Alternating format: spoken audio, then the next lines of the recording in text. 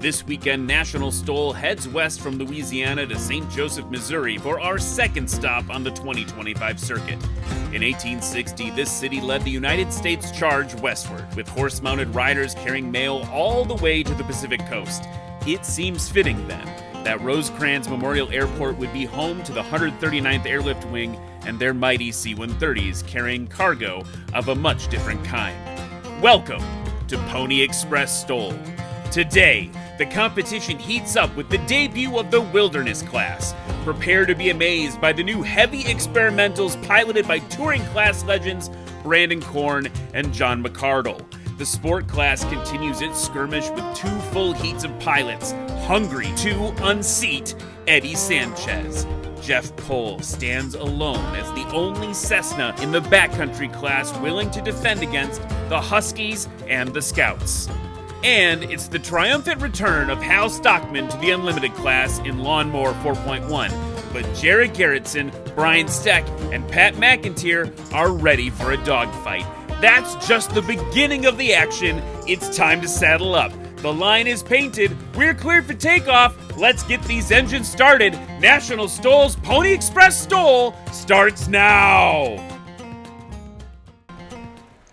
And what is up, Av Geeks and STOL Freaks? Welcome to Rosecrans Memorial Airport. My name is Ryan Dabrowski. I'm Cam Walton. And we are getting ready to kick off practice here for Pony Express STOL. Kind of a windy day. You know, it's just a little breezy. Little breezy out there. We've got winds gusting up to 24 knots right now. And we're going to be watching it today to make sure that it heads in a safe direction for our pilots. If it starts getting too crosswindy, we might have to move to a different runway. But we're going to try it like this. If it starts to get out of spec for safety, we can move to an alternative runway here at Rosecrans Memorial Airport. The other cool thing, Cam, is we got a whole squadron. Yeah. We got an airlift wing. Literally. Hanging out at Rosecrans. Yeah, the 139th Airlift Wing, flying the C-130 H model. Yeah, the Hercules. Yeah, so that's the Hercules. It's an aircraft that we're hopefully going to see today while we're practicing because they are running training missions and learning how to do all that stuff. Yeah. The C-130, folks, it's like it's kind of the quintessential airlift aircraft. It does its own short takeoff and landing work.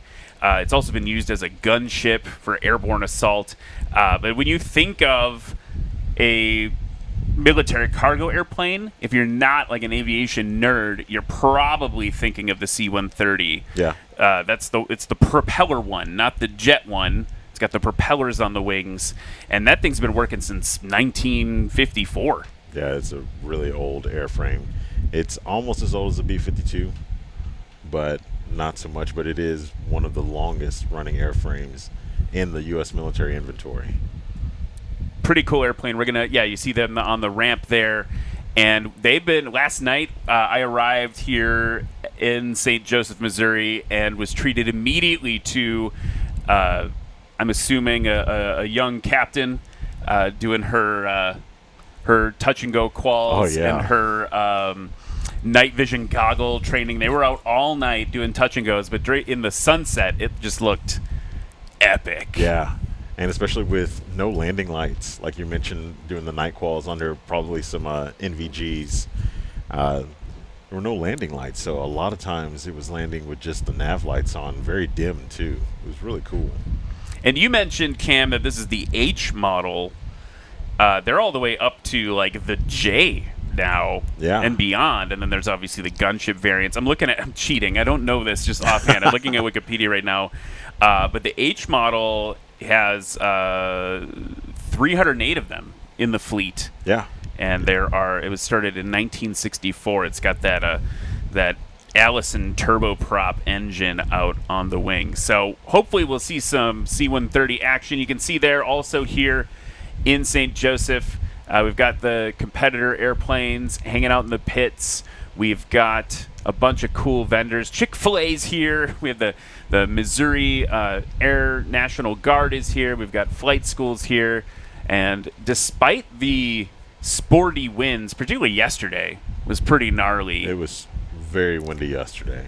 we've got a lot of competitors coming in to compete this weekend. It's a really cool stop on the National STOL circuit because we're right in the middle. We're right in the middle of the country. Yeah. So kind of everyone can come play pending weather and things like that. Yeah, you mentioned weather. We just had Brendan Korn walk by just a little bit ago, and he mentioned he was dodging storms and encountered hail and was just seeing things of normal spring weather. The atmosphere is a little angry sometimes in little pockets. Yeah, I mean, he I will talk. We can talk about this during the practice session. I wouldn't admit this tomorrow during the main broadcast, but I was hoping to fly to this air show to National STOL this weekend in my Cessna 150. Yeah. What's that old joke? Hey, you're trying to impress a person of the opposite gender or the same gender. Hey, you know that airplane right there? That's a C-130. I fly a C-172. Anyway, we've got these C-130s there. This is looking super epic. But I was going to fly down. Yep. I was like, it's about time I get to one of these events in my own airplane, and looked at the way the winds were, how intense they were, and from the particular degree the wind was coming from. I was like, I'm not Brandon Korn. I'm not any of these people. I'm gonna drive. So I drove my car the 10 hours to get here instead of flying, which is a bit of a bummer. But it's better to be on the ground wishing you were in the air than in the air wishing you were on the ground. Yeah, so yeah, absolutely. I guess for me, particularly, discretion was the better part of valor yesterday. Well, I can admit I'm in the same boat as you. I wanted to fly the champ up here and compete against Glenn and Ron, but the champ is in Russellville, getting some love on it by its mechanic, and I'm very glad that I drove in because these winds I wouldn't have made it. You don't have the you've got a little disadvantage on the horsepower side compared to my 172. So I think I looked at winds aloft, which is like winds aloft, just for folks at home. That's like, how fast is the wind up in the sky? Yep, at the altitude that you probably want to fly at. Right, and for me, the winds aloft were like 30 knots, directly headwind. Yeah. And so for me, that's like, it's gonna like add an hour or so. Oh yeah. But in a champ, that might be like it's gonna double your time, right? Yeah, I mean, I would be watching traffic below me, like pass me by, like watching the 18-wheelers on the highway just scoot past me at a quick pace. I mean, I'm cruising at 90, so with the 30-knot headwind, I mean, I am not going very fast. Super, super sporty winds this weekend, but it's going to make it fun. If the wind will stay directly, somewhat, it didn't even have to be directly, but with this amount of wind, if we could keep it heading towards a favorable angle to the runway, we could be, if, for instance, if Dan Reynolds was here, now he's, of course, competing up in Valdez this weekend. Yeah. Another great kind of legend of STOL. Yeah. But if he were here, these are the conditions he would be saying, we're in world record territory, boys. Well, he really would. I was just about to say that he is looking to break that world record for combined, right? Is it combined, or because he has it for the landing, but he wants it for combined. So, yeah, Valdez is happening right now. I can't wait to see those numbers coming out of that competition. Hopefully weather holds up. I don't know what the weather was doing up there, but usually it is. And Tom, check your texts. 50-50 chance on if there's rain, fog, or mist, or any conditions that would keep them from flying. So usually they do well with it, though. So again, we're gearing up for practice here at Rosecrans Memorial Airport for the inaugural Pony Express STOL, and the red carpet has been rolled out. Obviously, the folks at the Air National Guard part of the airport, they don't need to be accommodating to a STOL competition or an air show, and they are 100% behind us and really into it. I mean, again, the C-130 doing the Air Force's version of short takeoff and landing with cargo ops, so I think they're feeling a little bit of a connection to what we're doing here. But the rest of the folks at the airport also just like really working to make this a really fun and exciting weekend, and they have a air show they do here that is so well regarded that last year the air show they do here at this airport won the best show via the U.S. Air Force Thunderbirds. Oh, wow. They said, you guys put on the best show for us last year. And they gave them like a big old plaque at ICAS and everything. So, that's super cool. So they know how to do it here, and we are just honored to be welcomed, to be part of the legacy of aviation entertainment they're doing here in St. Joseph, Missouri. So, again, practice about to kick off today here for Pony Express STOL. One of the things, Cam, I wanted to ask you about was, let's chat about like the wilderness class. Yeah. Like that we're going to see that for the first time this season today in practice. Mm-hmm. What are you pumped about the wilderness class? I mean, it's the big boys, right? It's the larger aircraft, the experimental aircraft. So, I mean, it's kind of a all out goes, not like unlimited, but as far as those airframes goes, like, you can do whatever you want. You can use like bar lighting, like LED lighting, for your landing gear lights or whatever you need to use that will work. So I mean, like, you can do whatever you really want to those aircraft that are in the wilderness class. So I'm excited to see the different mods that will help with the short landings and absorbing a lot of impact, because those are the larger aircraft. So I mean, they're going to have different flight characteristics from something in unlimited or in sport or in any of the other classes. Yeah, I mean, I think what's really cool about it is you think about touring class, right? So we had like that used to be the only place for the quote unquote big boys to go play, right? Yeah. And you had today you're going to see John Douglas in a 182. Jeff Abrams going to be flying a Piper Cherokee 180 in the touring class, but that's also where like Warren Grobelar hangs out in his Cessna 180. A lot of those bigger airplanes. Brandon Korn used to fly 205. Yeah. Big beast of a Cessna, touring aircraft, cargo aircraft, basically, right?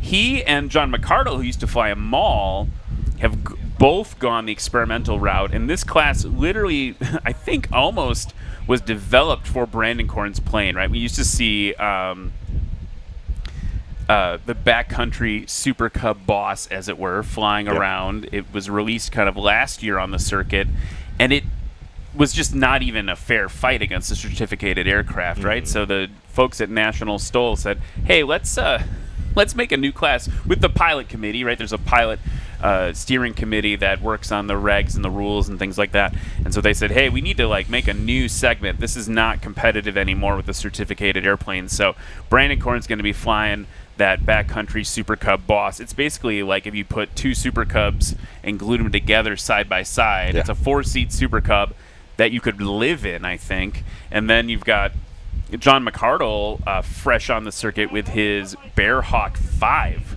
which is another home-built experimental airplane that is just gigantic. Yeah. So we're going to see them compete for the first time. These two dudes literally were like 1 and 2 in touring class last year, and now they're just going to be duking it out in new airplanes. I'm excited to see what Brandon Korn does, because he's a tri-gear guy. Yeah. Yeah, we hadn't seen him with a tailwheel aircraft on the circuit, I don't think, before. I'm going back in recent memory, and I can't remember him flying anybody else's aircraft. 1 minute. Very broken up.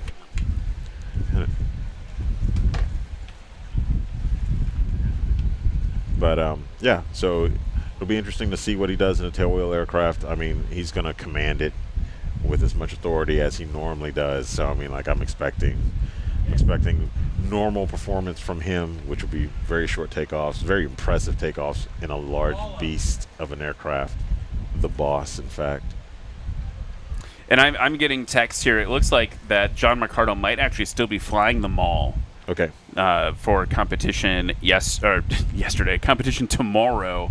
So the Bearhawk must not be ready. What happens with the experimental aircraft is that they, you need to build it, But then someone from the FAA or designated by the FAA needs to come to your house or your garage and say, hey, dude, or dudette, this thing is actually going to fly. Like there's a certain amount of safety we need to cross-check for. Yeah. And so they have to come do that. And if I'm not mistaken, and hearing the scuttlebutt around Swamp STOL, that maybe we'll have to talk to John tonight around the campfire to be like, what's going on with the Bearhawk? But it may just need that sign-off. Yeah. All right, we're about to cut to the national anthem, aren't we? Yeah, so... All right, everyone, let's get this thing started. If you could please rise and remove your hats for the national anthem sung by...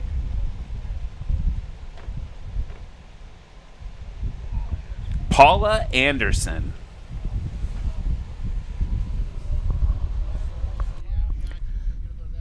Oh, say, can you see by the dawn's early light what so proudly we hailed at the twilight's last gleaming, whose broad stripes and bright stars through the perilous fight o'er the ramparts we watched were so gallantly streaming, and the rocket's red glare, the bombs bursting in air, gave proof through the night that our flag was still there. Oh, say, does that star-spangled banner yet wave o'er the land of the free and the home of the brave?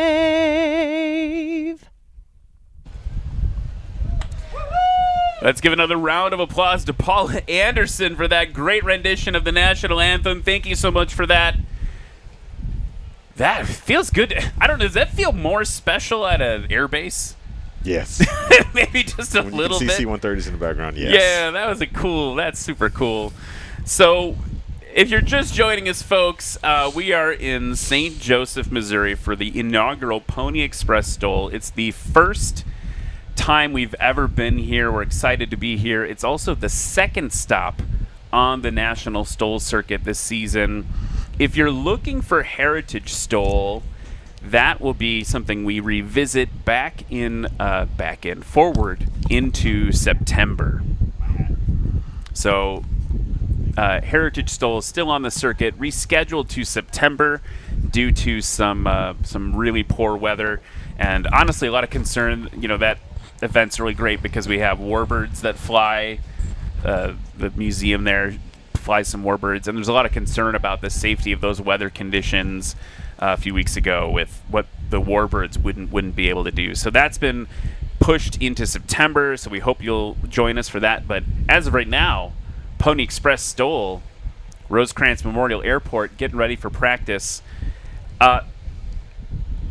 Cam, maybe we should explain to folks, I know we have, and I don't know if they're out there in the crowd still, we had some students from one of the elementary schools here in St. Joseph visiting today, and we got to teach them a little bit about how airplanes work. They got to talk to some flight instructors and some folks from the Air National Guard.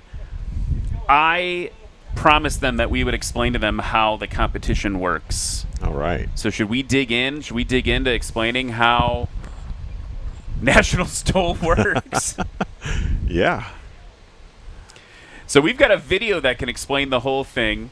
So we'll run to that right now, and then we'll answer your questions in the chat, Cam and I, experts, when we're back. Let's go.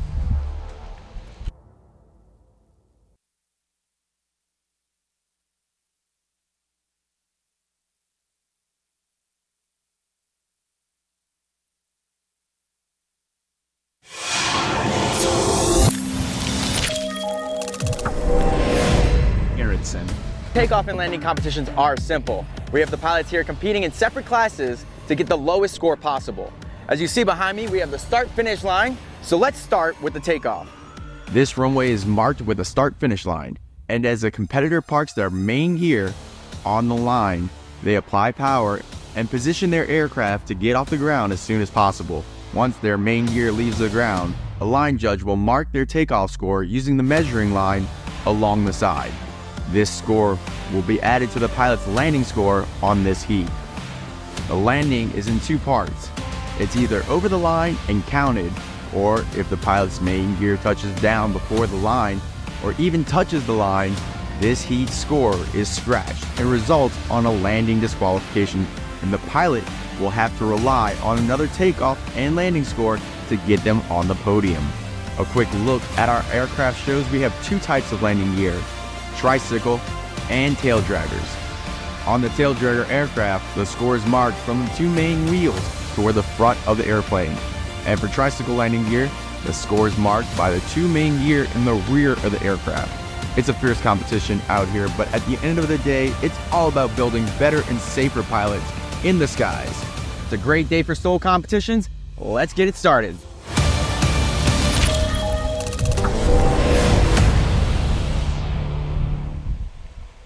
So that is how it works in a nutshell. One of our friends, Corey Robin, has this great explanation that he has used a lot about landing on a sandbar. Yeah. Like, imagine what we're simulating today is we've got these airplanes landing on a sandbar, and I took the kids over to one of the Carbon Cubs, one of the competitive Carbon Cubs, and was explaining them like the fat tires. I was like, look at these tires. You can kind of land wherever you want on these tires. And the kid said, but like, why? And I was like, oh, yeah, we got to talk about that. Like, maybe you want to go fishing, or maybe you want to go land on a mountaintop and eat a sandwich. Like, it's all up to you. And so we talked a little bit about the freedom that you can get from a backcountry airplane, and that's basically what we're simulating here. By the way, thanks to Christian Fisher, who let the kids we didn't touch it. I was very clear. I was like, kids, no touching airplanes unless you're told you can, and they were awesome. All 100 of them sat and listened while we explained what ailerons were and elevators were and flaps. But Christian Fisher in his 2019 Cub Crafters Carbon Cub EX2 from Dodge City, Kansas. Just thanks to you, sir, for we're going to see him fly later in the adventure class. But thanks to you for helping those kids learn a little bit about airplanes today. That's awesome. Yeah. I wish I had an opportunity to go see stuff like that. Come see STOL airplanes on a class field trip. I'm very jealous. Yeah, I mean, I'm thinking about, like, nothing like this existed yet. We're a little old. I'm speaking for myself. I'm a little old. I won't out you as old also. I am also just a little old. Older each year. But yeah, I mean, like, this wasn't like, it existed, but not to this scale. Like, especially on the GA side, like, I would say in the lower 48, like, people were doing this for funsies, but not in this type of volume. Right. I mean, you had, I think Valdez was already kicked off as a competition up in Alaska, and it was the daily life of a lot of pilots, right? Yeah. But it as like a recreational activity wasn't something that was happening a whole bunch. So, yes. Yeah. Excited to have this opportunity. It was great to see those kids. So thanks to them for coming out from one of the local schools here in St. Joseph. There they are. Hey, kids, you're on. If you can hear me, kids, you're on camera now to the internet. Let's all wave. Nice. They're so awesome. Are you guys thumbs up or thumbs down on STOL? Okay, thumbs that could have gone yeah. either way, knowing fifth graders. So that was great of them. Oh, they're running in there. So we hope they enjoy the flying today, and we're excited to have them joining us here. Really awesome to have them come out. So yeah, like landing on a sandbar, which I have not been brave enough to do in my 172, but have you had any backcountry time yet in your champ? Not backcountry time, but not sandbar time. I did take it to Bird's Adventure Center in Ozark, Arkansas, and it was pretty cool. Had some food at the awesome restaurant there, at the River Restaurant. But yeah, no. But going to the sandbar, like, definitely been a few times. Hung out. We put 29 airplanes on one, maybe 28 airplanes on one sandbar during Arkansas, the last year of Arkansas, and it's really hard to describe. I mean, it's a place. You know, everyone has their, like, happy place. But when you go to a sandbar and you're on the river and the only people around are maybe like a river barge, Right. that's nearby, like, and it's really hard to describe, like, how isolated, but you're in an airplane that can you obviously got there and you can obviously leave from there, but it's just awesome that you can go from the office, right? And on a summer day, like, you get out of the office at 5 or whatever, and then by 6 or however long it takes you to get home and do your pre-flight and everything, but, like, literally way before sunset, you can make it to a sandbar, and it's completely isolated, and no one's around. Yeah. There's a weird vibe. Yeah. At first, like, the first time I landed, kind of like, even Wisconsin, we have a ton of grass strips. Yeah. And just landing on a grass strip, like, in a farmer's field, you have permission to land in, and you're just back there like, oh, like, whoa, like, who was here at last? What I mean? Like, just like hanging out there. I want to do a couple things real quick, Cam. Let's check in on the weather. Right now, well, this is the METAR as of 34 minutes ago, but we've got winds 270 at 3.6, gusting 24. That is a direct crosswind. Yeah. Right from the left. I believe we're going to be operating to the north. Operating. We've got a little bit of a headwind. Wind's coming a little bit from the north here and there. So, but mostly a direct crosswind from the left. That is sporty. Winds visibility 10 statute miles. Clouds, it's totally Cavu. It's beautiful out here today. And temperature is climbing right now. It's 79 degrees Fahrenheit, 26 degrees C, and the density altitude of 2,807. I don't know if that'll be a huge factor this weekend. Yeah. Maybe not. I mean, it is slightly humid. With this breeze, though, I mean, this breeze. This breeze. Wind. Yeah. Yeah. Let's say hi to a couple folks in the chat while we get ready to go here. We've got some folks from the STOL world actually saying hi. Katrina is in the chat. She's saying, hey, Cam, it was fun announcing with you last weekend. Yeah. Hey, Katrina. Yeah, we had fun doing the STOL broadcast for Heritage STOL. That didn't happen in real life, but we did it in National STOL and had a great time last weekend. Also, Red Baron Modeling, who's also a competitor in STOL, saying, looks like the wind is ripping out there. It's ripping. Yeah, you were absolutely right. Byron is his first name. We've got some other folks to say hi to. I see Angela Douglas from Pinedale, Wyoming in the chat. Thank you so much. Mason Spikes from Arkansas saying, go Jared Justice. We're going to see Jared fly a little bit later today. And Alex Cardenas as well from Arklahoma STOL in the chat. Alex, Patriot great Air to Park. see. Yeah. And then we've got other STOL pilots coming out. We've got a few minutes. Tell me a little bit more about, like, the STOL schedule and what you guys are doing on that side of the national STOL world. Yeah, so what will happen is we'll have the in real life competition. So this weekend we've got Pony Express. We're live here, and then next weekend we'll have Pony Express in Microsoft Flight Simulator with National STOL, which will be super awesome. It gives you a chance to, if you couldn't make it out here with your airplane, like if I can't make it out here with the Champ, obviously I can fly in it even though I'm announcing. But yeah, it gives everyone a chance. If you have Microsoft Flight Simulator on Xbox or PC, you can hop in and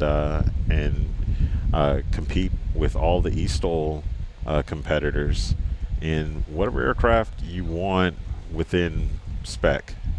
So No helicopters. No helicopters, no F-18s. You wouldn't want to do it in F-18, but yeah.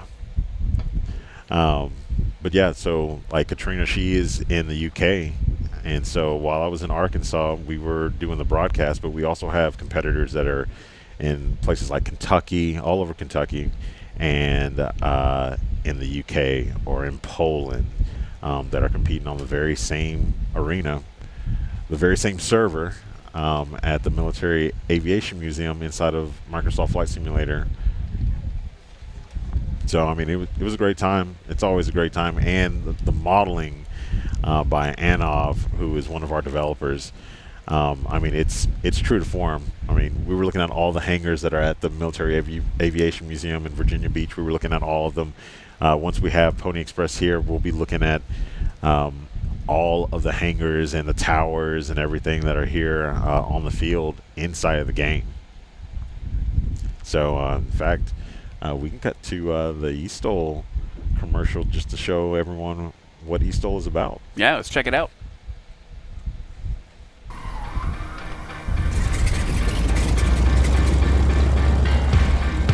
Still pretty garbled in my headset when you talk for some reason.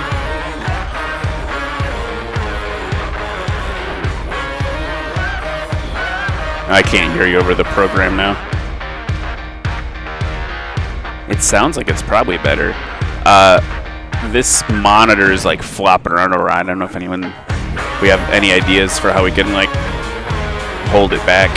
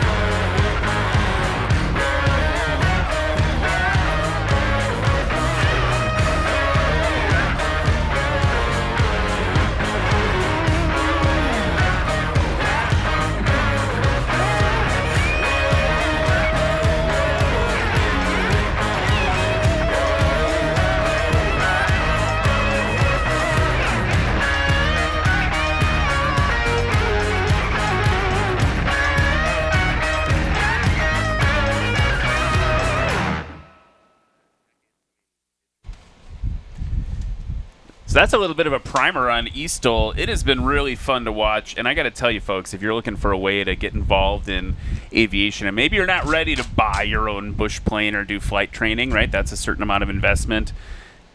STOL, man, a way to like still have fun, be part of the community.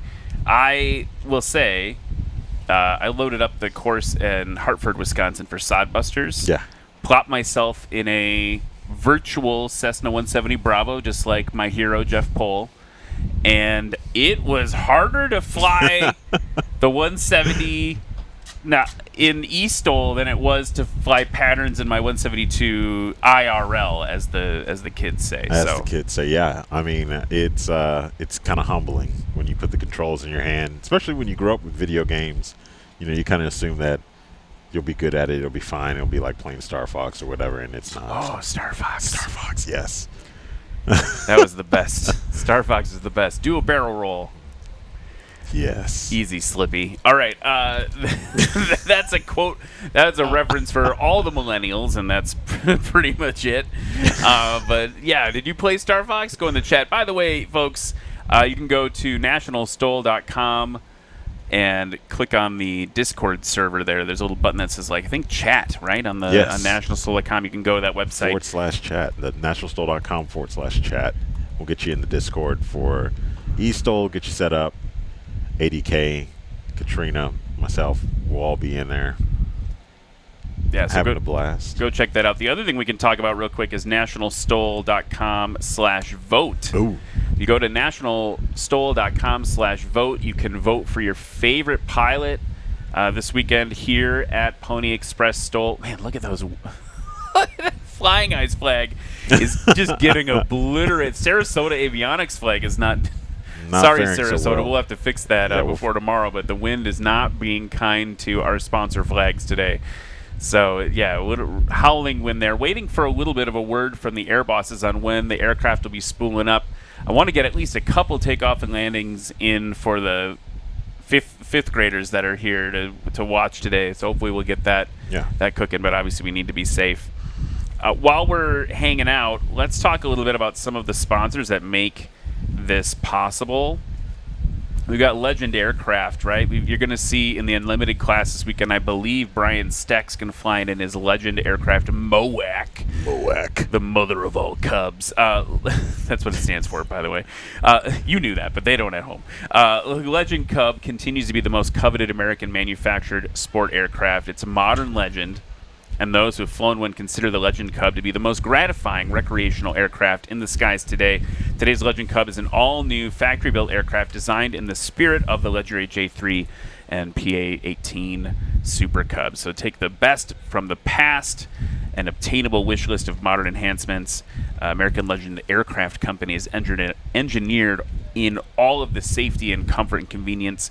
And you can actually see it now, too. They've got a new aircraft called the Legend Nomad, that if you go to Trent Palmer's YouTube channel, you can see that aircraft flying around. It's a Legend Cub powered by a Rotax engine, which is, it sounds like it's really putting in good work there. So check them out.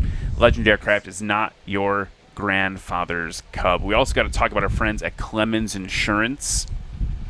Jerry Clemens, owner of Clemens Insurance. You're going to see him flying in the circuit this year. I believe he's going to be coming down this weekend for Pony Express in his Husky. Clemens Insurance is the most affordable and best insurance coverage available, and they maintain the highest standard of excellence. And I think the thing for me in talking to Jerry around the campfire cam is, like, he legit cares about everyone that's flying on one of his policies. I talked to him about my flying club. He was like, I've got like 3 or 4 ways we can like work together to get your insurance rates down while still protecting you the way you need to be protected in a flying club environment.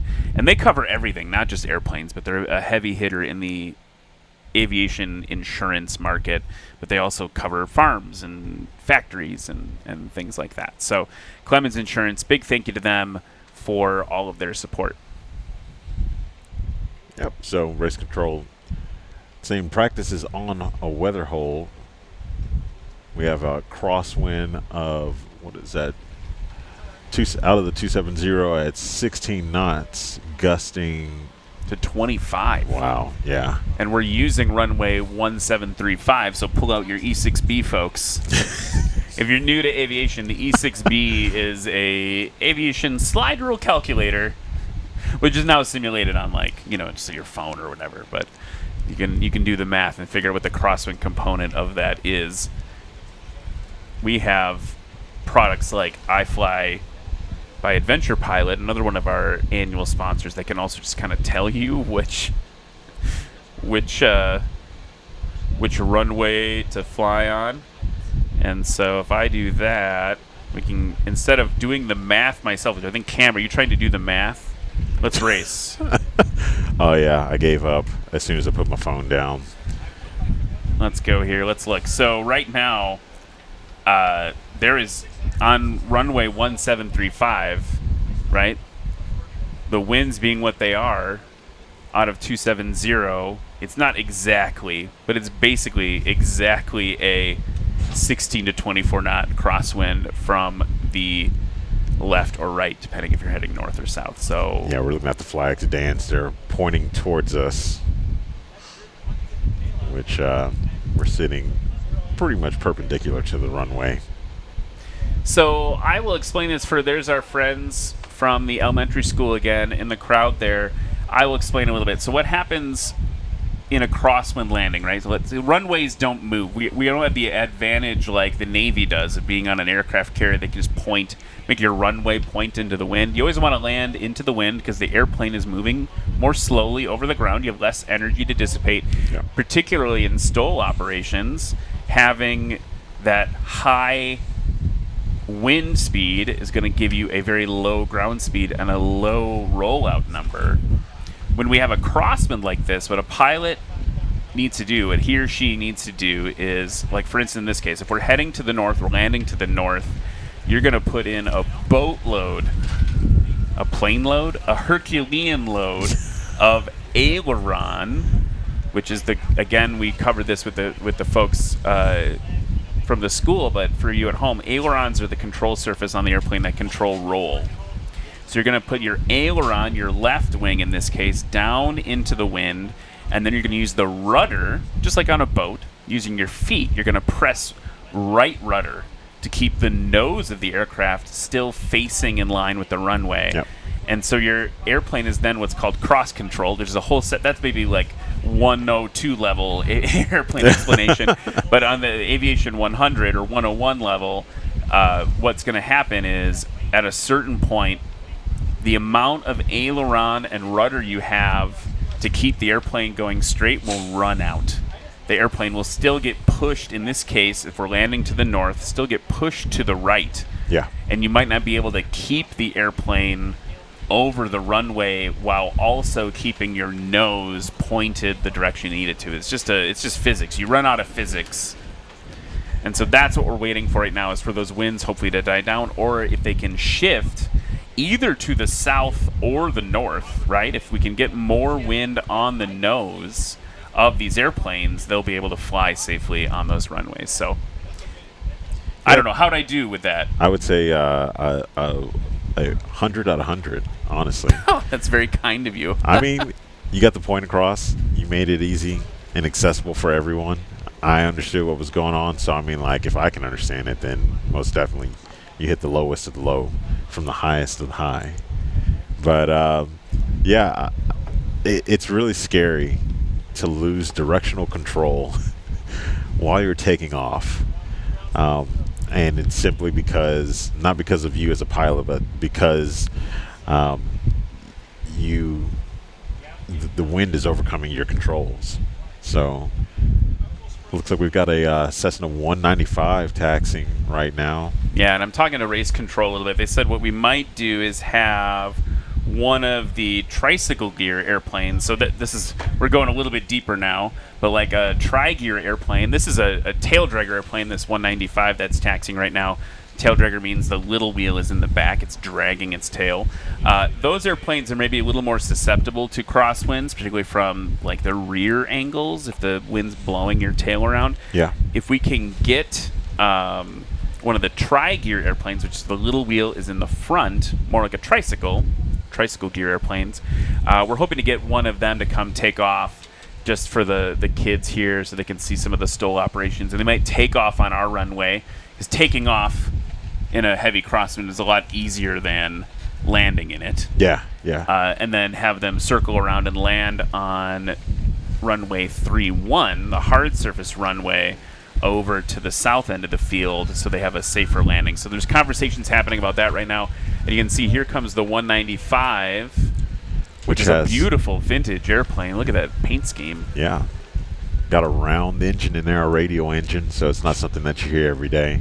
Most aircraft out here on the field are going to be horizontally opposed or in line. Mostly horizontally opposed. So anytime you hear, usually a World War II era aircraft will have a radial engine. So here's the 195, full throttle and that radial engine. Cam likes to say, what do you like to say, the sound of round? The sound of round. Keeping that tail down as aggressively as possible to help with the directional control. And off, and now immediately is going to look at that crab angle, immediately letting that nose fly into the wind, and that 195 is off. Oh, giving it a big vertical there as well. Yeah. that was a nice deck angle on that 195 there. A little bit of gusto. Yeah, nice Pratt & Whitney engine powering that aircraft. I don't know the horsepower on it, but it's pretty cool to have a Pratt & Whitney round engine sitting in front of you. And so the Cessna 195, the folks from the elementary school, actually, the kids all just learned about World War II. So this airplane, kids, is actually built right around the end of World War II, using a lot of the same technology that the airplanes of World War II were built with, that round engine that Cam was talking about. And it was actually used, this airplane type was also used in the military for the U.S. Air Force, Army National Guard, and U.S. Army. And it's powered by, depending on what version of 195 this is, between 240 and 300 horsepower on the front of that airplane. So coming in now, and look at the way the wind just pushed him around that base to final. Little wing wag there. That's kids, that's how the pilots say hello to you from the air. We wave our wings at you, so a little bit of a wing wag there from the 195.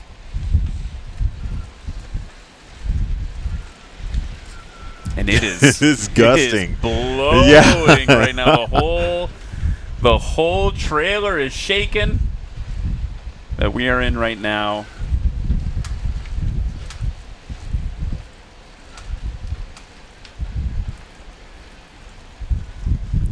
And I believe that 195 is just a transient aircraft, just a visitor. I don't see them on the competitor list. We don't normally have a competitor 195. That'd be a fun plane to take out. Maybe harder for STOL because the visibility is less. Yeah. It's a pretty low visibility aircraft, which means, looking out of the airplane is a little bit harder.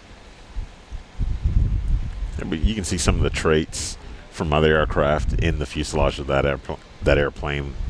It's got the round tail just like a 170 would have, like a 170B or 170A model. Maximum speed of a Cessna 190, I was thinking about my airplane. I wish I could go this fast. Maximum speed of a Cessna 195 is 178 miles an hour, cruising around 170 miles an hour. Oh, yeah. That's fast. Yeah. For a general aviation airplane, for sure. Stalling around 62 miles an hour, so about the same. 20 miles an hour faster than a 172? Yeah. But also goes 50 miles an hour faster than a lot of 172s. A lot more than that for mine. This airplane can fly for about 800 miles. And as a service ceiling, if you really want to nerd out, 18,300 feet. Do you have an altitude record that you've hit flying? No. I mean, like, the highest I've gone is probably 4,000. We got to get you higher. I did just for fun with my instructor once. I took my Cessna 172 up. We had to get oxygen. Yeah. We got it up to 16,000 feet. And right at 16,000 feet, if you touched the yoke at all, put any elevator in at all, you'd hear the stall warning horn go off, and it just settle down a few hundred feet, and then it was just kind of hanging out there. So, So what we're talking about, folks, is airplanes, like a given wing of an airplane can only get it to a certain altitude. Yeah. Between the wing and the engine and all that stuff, it kind of works together. You can go a certain height. And so I wanted to see how high my airplane would go, but at 16,000 feet, there's not a lot of air to breathe compared to down here. Yeah. And so I needed a little O2 in my nose to keep us going. So again, if you're joining us here in St. Joseph, Missouri for Pony Express STOL practice today on a weather hold for crosswinds. We are winds 270. It's a direct crosswind, 16 gusting 25 knots. Look at the American flag there on that shot over the competitive aircraft. I see a MOAC out there. See some Kit Foxes, some Cessnas. And we've got a lot of other cool airplanes to show you this weekend. We've got a lot of experimentals. Cam and I were talking about the debut of the Wilderness class in the STOL circuit this year. Those are the heavy experimentals. It's going to be the Backcountry Boss, flown by Brandon Korn. It's a great example of that. We're going to see John McCardle in his Bear Hawk 5 later this season. It sounds like the Maul is still in play for him, which I also think that Maul might be for sale if you're looking for a turbo normalized Maul cam. Ooh, yeah. One of those quintessential STOL backcountry aircraft. Obviously, it's in competition with us, so would not be a bad aircraft to own. Get some tail dragger, get some heavy hauling capabilities to take you back to the backcountry. We're just looking through the chat to say hi to a few people in the chat. Eagle Pursuit says, "What a beauty." I agree, Eagle Pursuit. Katrina saying she loves the sound of round, as Cam says. Yeah. And I want to say hi to Brown Dog 942. Jillian Jensen. Oh, from Parkway. Yeah, Jillian Jensen from Parkway Elementary. So Parkway, oh, nice. She says, the kids have had a blast. Thank you, Jillian, for saying that. We are hoping they enjoy the show. We're sorry more airplanes aren't flying right now, but we got to keep everyone safe. I see one prop turning there in the pits. Silver airplane. It's kind of hard to tell who it is from this camera angle. They're pretty far from us. They're over by the terminal. Maybe a carbon cub of some type. That may be Tristan Nichols from, oh man, is that Sabetha or Sabetha, Kansas? Oh. In the chat. Correct us in the chat. Get us in the chat. But that could be Tristan Nichols in his Carbon Cub. That also could be Brady Bergen in his experimental Piper. Yeah. Try again. Who's... So race control is just popping in our ears here saying the wind is now 320-22 gusting 33. Woof. Jeez, yeah. I mean, and something else along with the wind and taking off into it, like you may be able to land in something like this, but taxiing would not be fun either. I mean, because you are flying every time you sit in the airplane, you're flying the airplane. You might as well just come to terms that even when you're taxiing, you are flying the airplane. So if I'm taxiing north and the wind is coming out of the east, then I'm going to have my aileron controls input into the left to keep the aircraft from windmilling into the wind. Because, I mean, no matter what, the airplane wants to fly, and it's going to point into the wind on its own. So in a tailwheel aircraft, you want to compensate for that. So, I mean, while we're talking about taking off and landing in the wind, it's just as hard taxiing because the airplane wants to fly, or it wants to flip a wing over, or it wants to do something in order to put itself into the air. And once it gets into the air, when you're not intending it, it's never good. So here's that aircraft coming out. Race Control told me that what we are going to do is for the Parkway kids, we do have some pilots who volunteered to go up in the wind to take off on our runway so we can see what that looks like, but then go land on runway 31, which if the winds are 320, 31 is great. Yeah. It's almost a headwind. Yeah, so yeah. That's just a farther away runway. So looking for a tail number right now.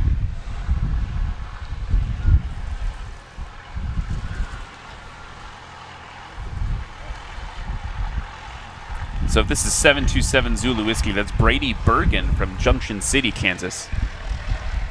Oh, 93 Tango November will be Tristan Nichols in that Carbon Cub. The 2012 Cub Crafters Carbon Cub SS from, I'm going to say it's Sabetha. It sounds more elegant than Sabetha. So Sabetha, Kansas. Again, Tristan Nichols giving it a go. Now look, he's on the right side of the runway, trying to get as much of that crosswind on the nose for a shorter takeoff. Going to be watching these flags right now to see if the wind does anything differently. You can see from the drone shot right now, cheating way to the right on the race course. So this is a quintessential backcountry aircraft that's going to be doing, we'll see how short of a takeoff with the crosswinds he's willing to do here. Yeah. Maybe not as aggressive if you have heavy winds. You got to take all of that into account when you're taking off.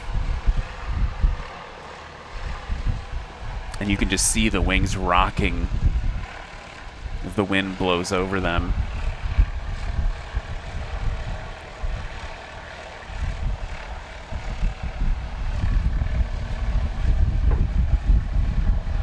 And it looks like John Douglas is going to be taxiing out in his 182 as well. Hey, by the way, it's his birthday today. Oh, dude, happy birthday, Mr. John Douglas. Came here all the way from Pinedale, Wyoming. Folks, if you're in the crowd here in Missouri, you know, give them a round of applause as they taxi by. They can definitely hear you in the cockpit, even though it's a little bit loud. They can usually hear a crowd of fifth graders cheering. So Tristan Nichols is going to be up first.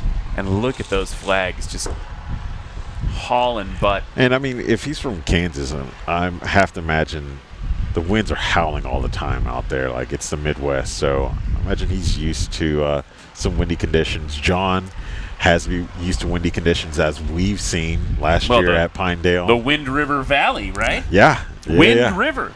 I want to talk a little bit about, you mentioned this, Cam. Tristan's going to be comfortable with Kansas. He's also comfortable because he flies a crop duster for a living. Oh, yeah. So he's no stranger to these winds. Yeah. Aircraft's powered by a Titan 340 180 horsepower engine. Its empty weight is 998 pounds, which sounds like a lot, but for an airplane, it's quite light. Here he goes now. Full throttle, getting that tail up. Flaps down and off around the 135-foot mark. And look at that immediate heavy crab into the crosswind for Tristan Nichols. That is how much wind. That is insane. Yeah. That is a lot of crab angle. Okay. John Douglas now, probably not going to be as short in the 182. Also on the far, far, far right side of the runway. Yeah, if Lexi was standing out there, she'd be ducking under his wings.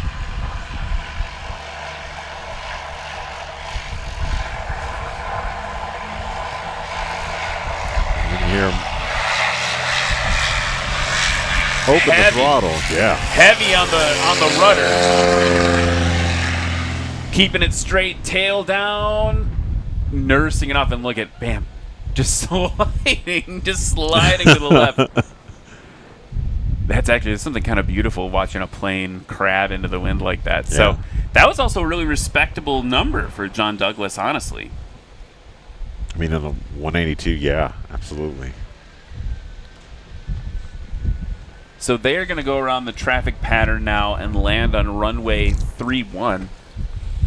Oh, I'm just hearing from race control that they are going to do a low pass or two first over our competitive runway for the folks here.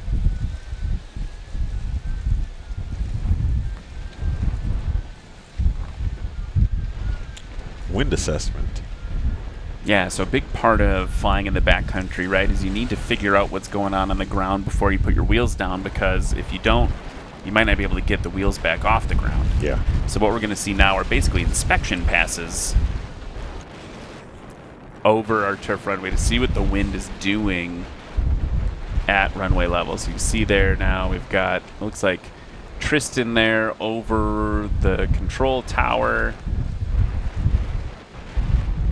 Going to be turning right. Yeah, there we go. Base to final now. Turning right. We have a more extended pattern here because of the Air National Guard base. We have to give room to those national security assets sitting on the ramp. Yeah.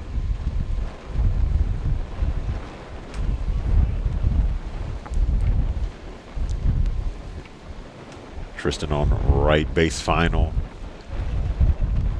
And you can immediately see that he's turned into the wind. So his actual turning radius was short, so it's not a traditional 90-degree turn. He's turning shorter than 90 degrees to point his nose into the wind, and we can see that he's got a heavy crab. Giving us a little slip with the wind, with his right wing down. So for the kids in the crowd now, what you're seeing, it might remind you a lot of a boat. Right? Have you ever been on a boat trying to cross a river? You have to turn into the flow of a river. That's exactly what the pilots are doing right now. We call it crabbing. Yeah, it's absolutely not showboating. It actually has a useful intention. And John Douglas on right base final. So I'm saying base final. He's on this base leg, turning right into his final approach.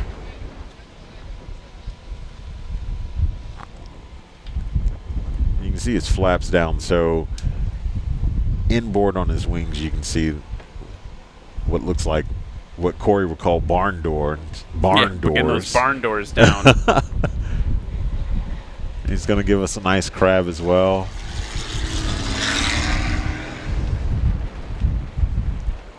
You can hear the difference between their engines and what power levels are keeping them afloat.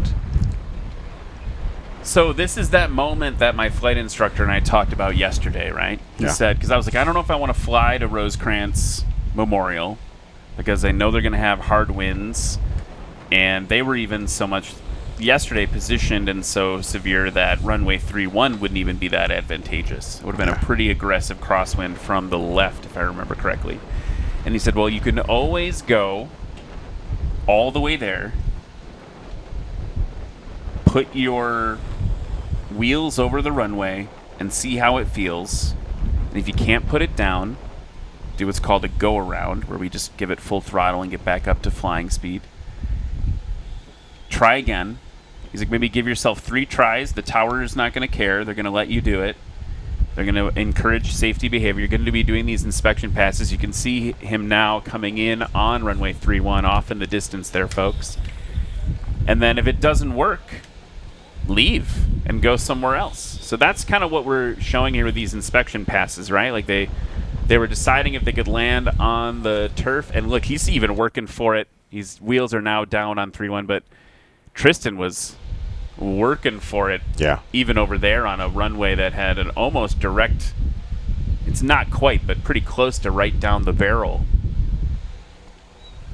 Getting it turned around. He's going to back taxi to get out of the way of John Douglas. Is going to be, I'm guessing he's not going to want to land on this grass runway, so he's going to come in and probably do the same thing. We saw how aggressive that crab angle was on the inspection pass. Yeah, John Douglas is, as we've seen, not shy when it comes to the wind, but he's definitely going to need to have the same space that Tristan had, at least the same runway, to make it advantageous for him. So I know the tower's working to get Tristan off of that runway as quickly as possible.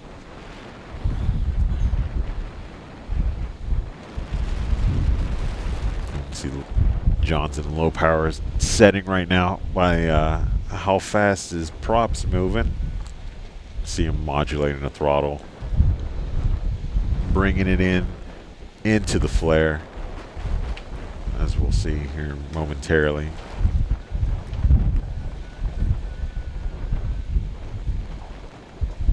He's right above the runway. Landing is assured, so it's going to pull the power and then bounce it just a little bit. And he's got maybe I don't want to call it easier, but like a tricycle gear airplane, part of the reason why they were developed was because it's just a lot easier to handle on the ground.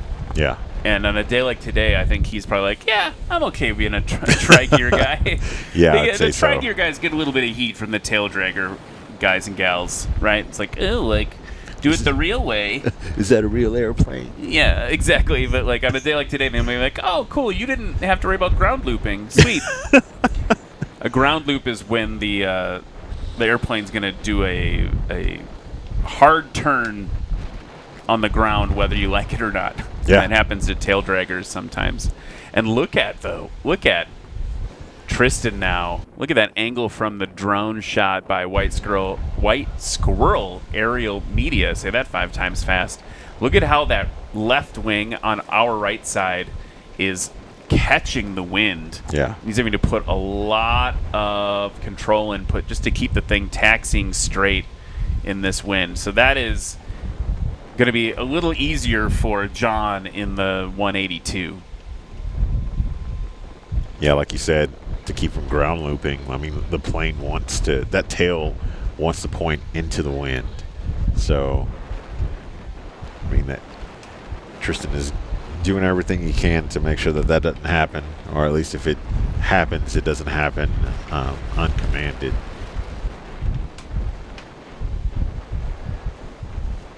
Which is also why when I first started learning to fly, I was like, why do we get flight time from the time the prop starts to the time we shut it down? How come it's not measured by how long you're in the air? Yeah. And this is why. Yeah. You gotta work, man. You're always flying.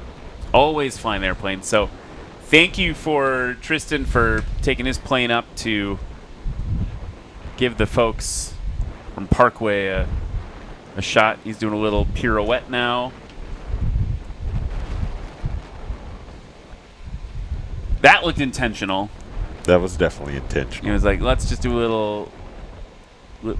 He might be listening to us right now going, well, but can a tricycle gear do this?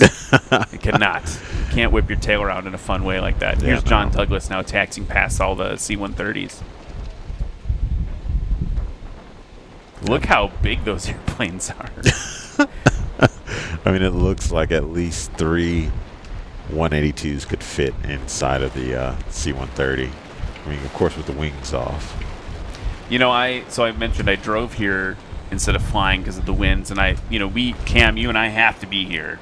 We Yeah. don't have the luxury of missing a competition, right? We want to be here to put in the work as part of the National STOL staff, and so I drove. But I've been asking everyone I can at the Air National Guard if they would let me load my car up in the back of one of the C-130s, and maybe they could just fly me home.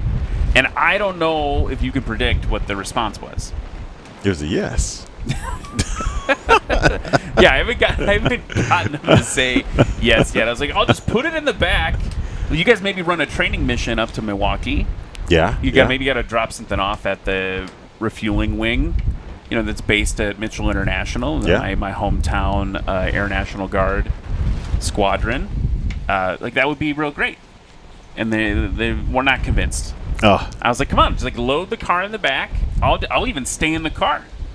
And then we don't even have to stop, right? You could just get touchdown on the runway, lower that ramp. I've seen it in movies. I mean, I think the problem was that you asked them and you didn't make it a challenge. I think because it's the military, you have to make it a challenge. So I bet you guys couldn't put my car in the back. Yeah. And fly me home in it. I bet there's no way the United States Air Force could fly me back to Global Milwaukee. reach what? Yeah. No, you ready, can't even make ready it today. to. Yeah, ready always. Yeah. Yeah. I should have worked in the. Should have worked in the motto. The motto department, the copyright department of the Air Force. Yeah, that would be a pretty cool ride. Yeah, I mean, I would do it. I don't know, maybe they're worried I wouldn't like it. I get that. Maybe you don't.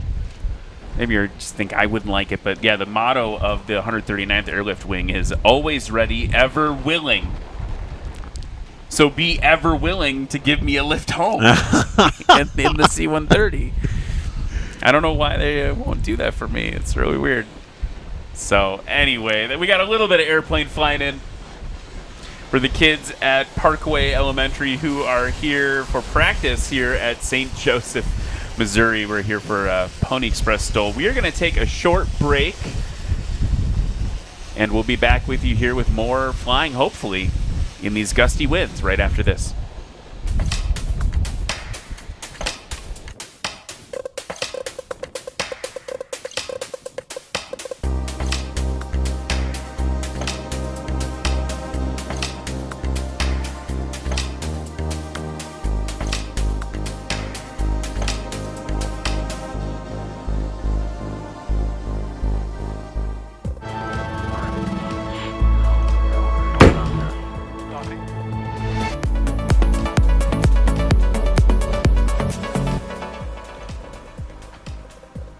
Looking for a more affordable entry into bush plane flying?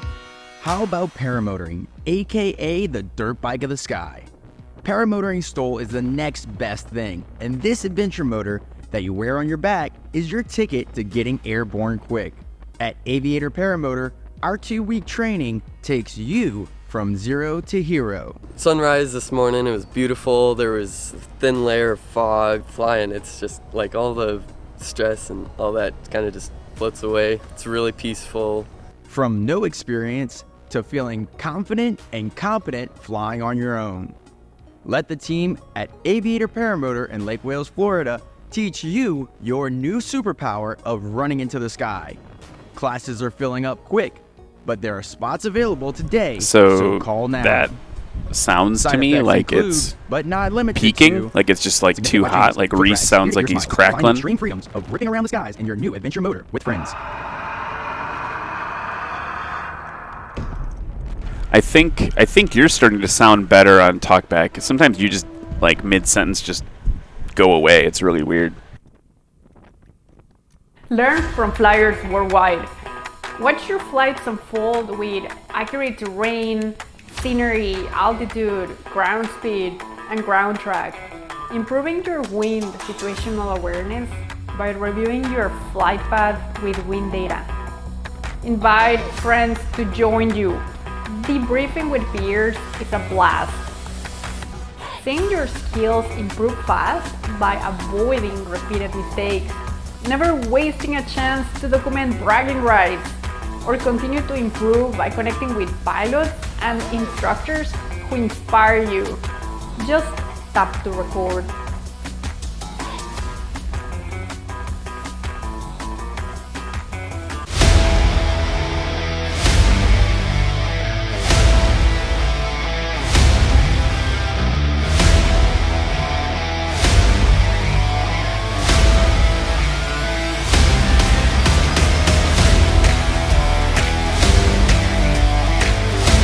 Maybe I fixed it on my end.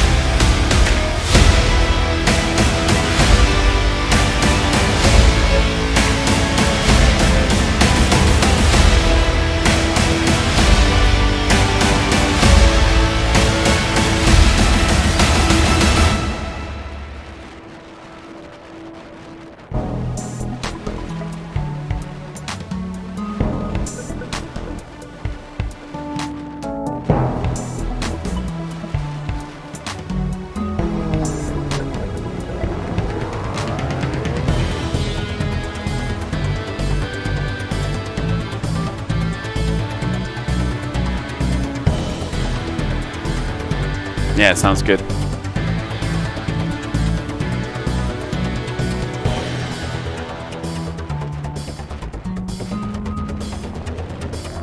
Yeah, I can hear you. It's a little, you're competitive with the program, but normally it'll be fine.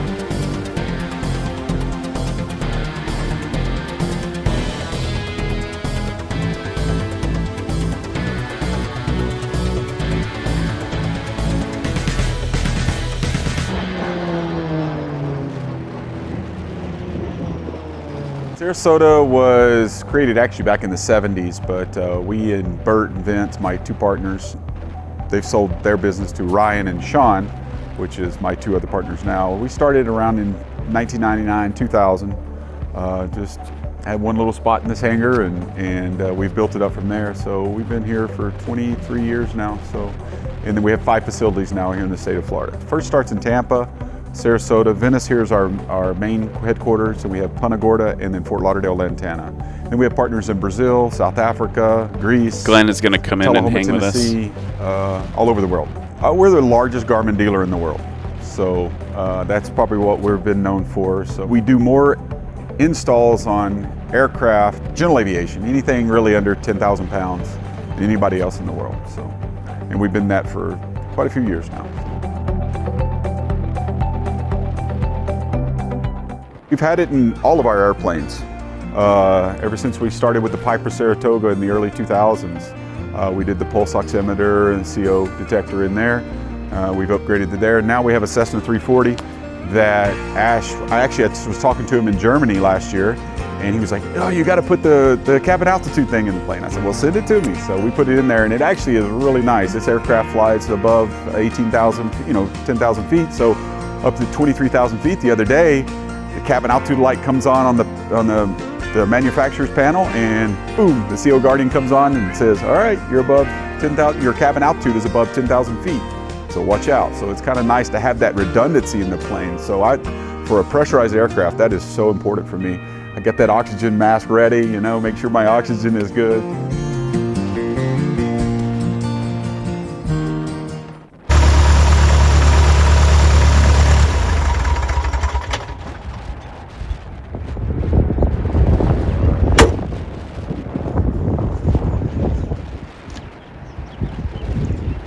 I just finished a beautiful flight this afternoon in this 1946 Aranca Champ that I also use to compete in National STOL. But because of the underpowered motor and no flaps, it wasn't really much for competition. I was just out there for fun. But new for 2025, National STOL has brought in the vintage sub Cub class. So that's for any Cub class aircraft, but you must have a motor 100 horsepower or less, no flaps, or no pilot operated lifting devices. It'd be like a PA-11, a PA-12, a J3 Cub, or an AL3, or even this beautiful Aranca Champ. So if you have one of these vintage planes, come on out and join us in the vintage subclass, National STOL 2025.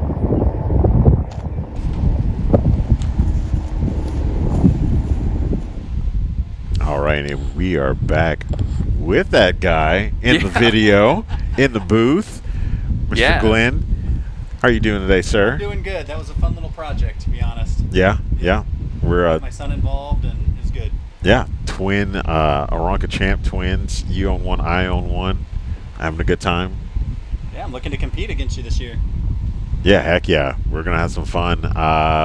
Oklahoma? You going to Oklahoma? Yeah, I'll make the trek down to Oklahoma. Okay. If you and I can compete, I'll make that flight. All right, yeah. So it's happening right now. Sounds like I should buy a Champ so that the three of us can compete. We talked about having the Manchester. champagne. Yeah. Okay, we'll try to figure that out. So Glenn, talk to me a little bit about, you're going to be competing this weekend in the Vintage Cub class. Talk to me more about were you instrumental in developing that at all, or speaking to the pilot committee about that? Yeah, it was definitely something we brought up because anytime I would compete in the Champ, either there weren't enough airplanes in my class, and so I was just staying in the rookie class just to get the practice of competing. And so when the pilot committee got together, I voiced a question of, could we make a class for airplanes like mine that are, underpowered against the rest of the competition and potentially no flaps, but someone like Kelly Qualls and his airplane, what does he have, an AL3? He's got 100 horsepower, he has flaps, but he could fly without using his flaps, and we would be able to compete against each other. Sure. And so that's kind of where that idea kind of sparked. I'm like, well, hey, why don't we have a subclass so that other individuals with planes like ours would feel like they have a chance to compete, and that's where it stemmed from. It's really cool because you've got these vintage airplanes that are kind of quintessential STOL, like the birth of STOL, right? Like I feel like I have to get it in every broadcast. I used to fly J3s a lot. I did my training in J3s, and one of the best parts of flying a J3 would be when someone else would be flying in the pattern with you, and you'd land and make before even the first turnoff, right? Because you just don't have a lot of mass. You've got a lot of lift, a lot of drag. Talk to us about like a Champ. Like what are the specs of your Champ, just to put it in perspective compared to something like the rest of the Cub class? This weekend is going to be Carbon Cubs and an experimental Piper Super Cub.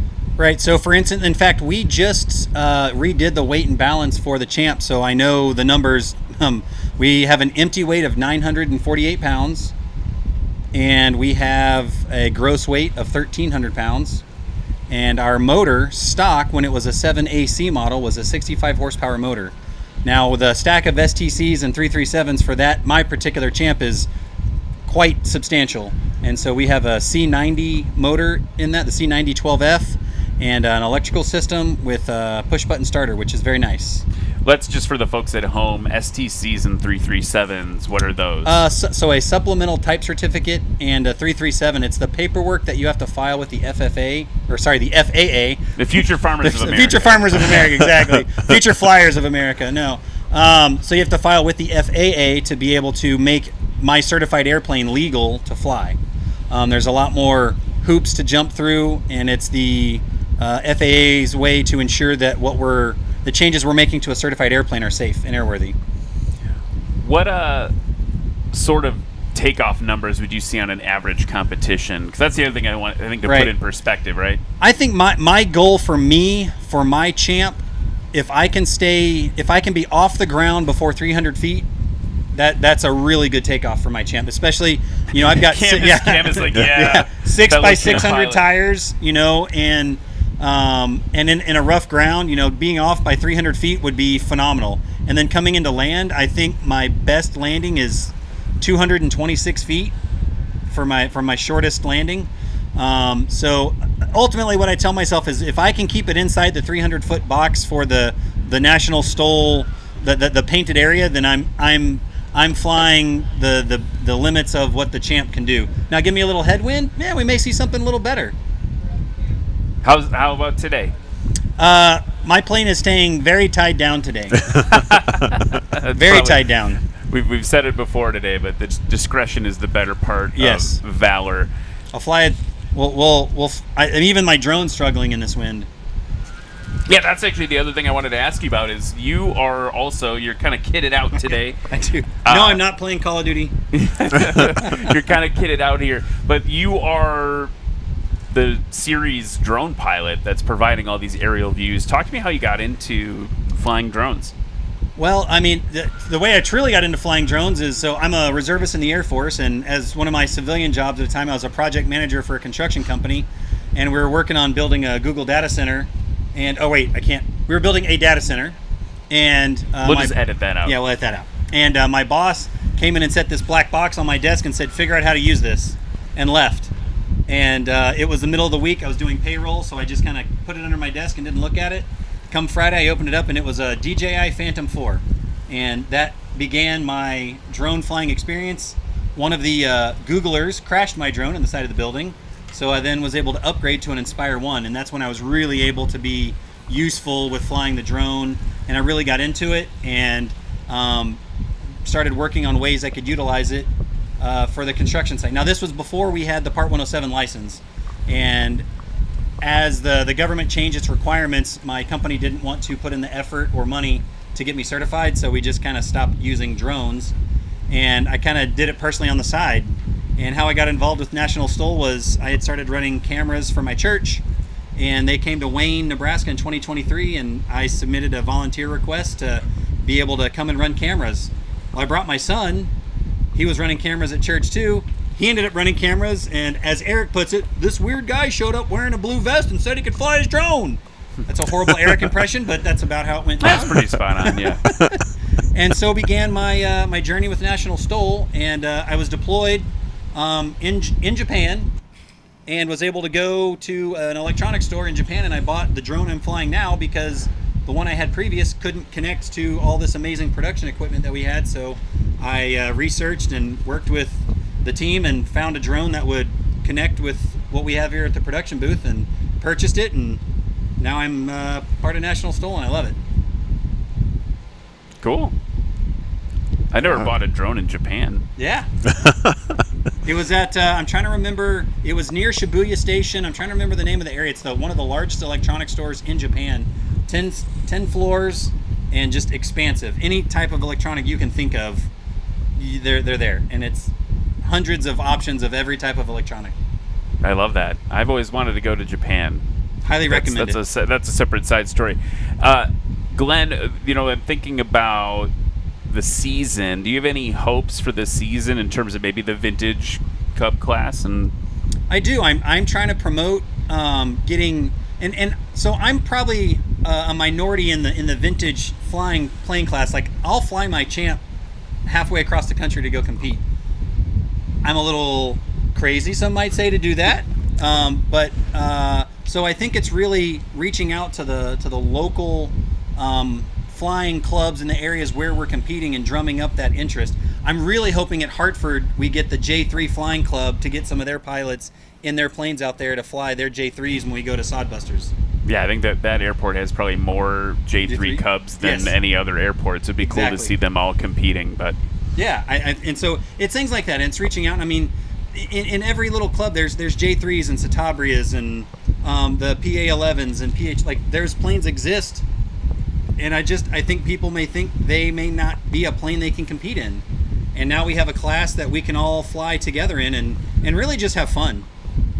And I was gonna just hit on that, and Cam, I mean, feel free to chime in here too. Like, the draw of the vintage aircraft in general, to me, if I could like summarize what it means to me, and then you guys can chime in before we have to move on to another commercial break, is you've got an aircraft that even today, even though aircraft prices are going up, you've got an aircraft that's relatively affordable to acquire, right? I've got a lot of folks that live in my subdivision that you could buy a couple champs for the price of their pickup truck that they've got in their driveway. Yeah. You've got something that's easy to maintain. It's just an accessible way into flying. And like for the J3, for example, I mean, they all have their different quirks, Taylorcraft, things like that. They have little things that make them unique. But one of my favorite things is putting around at 1,000 feet off the ground, window or door open, smell it. Well, I mean, Wisconsin's smelling the cows, but like, smelling the corn, like feeling that version of flight where you're low, you're slow, you're experiencing it as if you were riding a motorcycle in the sky. I'm curious what brought both of you to champ ownership. Affordability. That was the main thing, was being able to afford flying and to continue flying, because just because you buy a P-51 doesn't mean that you have the infrastructure or know someone to help maintain it. So they're really easy to maintain, just like you said, and I mean, they're just super easy. But yeah, the money. Easy to learn, hard to master, maybe, in the flying side. Champs are pretty forgiving. Yeah, champs are pretty forgiving. I mean, when I got my tailwheel endorsement, my instructor, Dave Ott, challenged me to do 100 landings in 100 days. And not just go out and bust out 25 landings at a time, but, I had like a bingo card, and I'd go out and practice, all right, I'm going to set the left wheel down first, all right, right wheel down first, all right, I'm going to come into 3-point, transition to a wheeler, or wheeler, transition to a 3-point. And the aircraft is very forgiving, it's nimble, and it's a joy to fly. And to be honest, I'm going to give a shout out.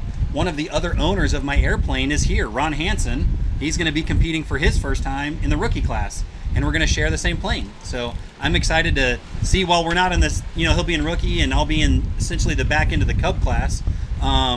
We're still going to be able to put our numbers up against each other, and that'll be nice. So that's going to be awesome to see. Well, hopefully the winds will chill out a little today. Maybe you guys can get some practice in, but we are at the very least going to see you guys fly that champ tomorrow when the wind is more favorable. Folks, if you're just joining us, this is Glenn Roberts flying a 1946 Aranca Champ in the new, we talked a lot about the Wilderness class being new, but this is another new class. We have the Cub class, and the Vintage Cub class is a subset of that. So, Glenn, thanks for taking a few minutes to chat with us. I know you're anxious to get up and are you today? Not to get up and fly the drone in this. We got to take a quick break, and we'll be back with more pilots and folks that are going to be helping us out this weekend. So we'll be back after this.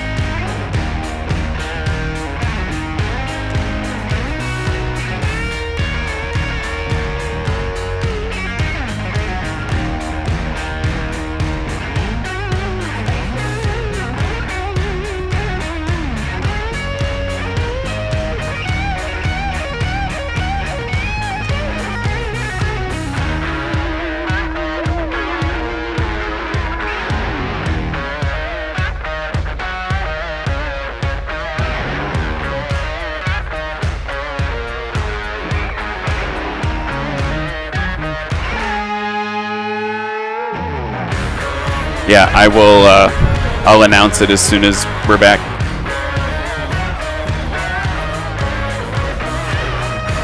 My monitor here isn't working so well, so I can't see the.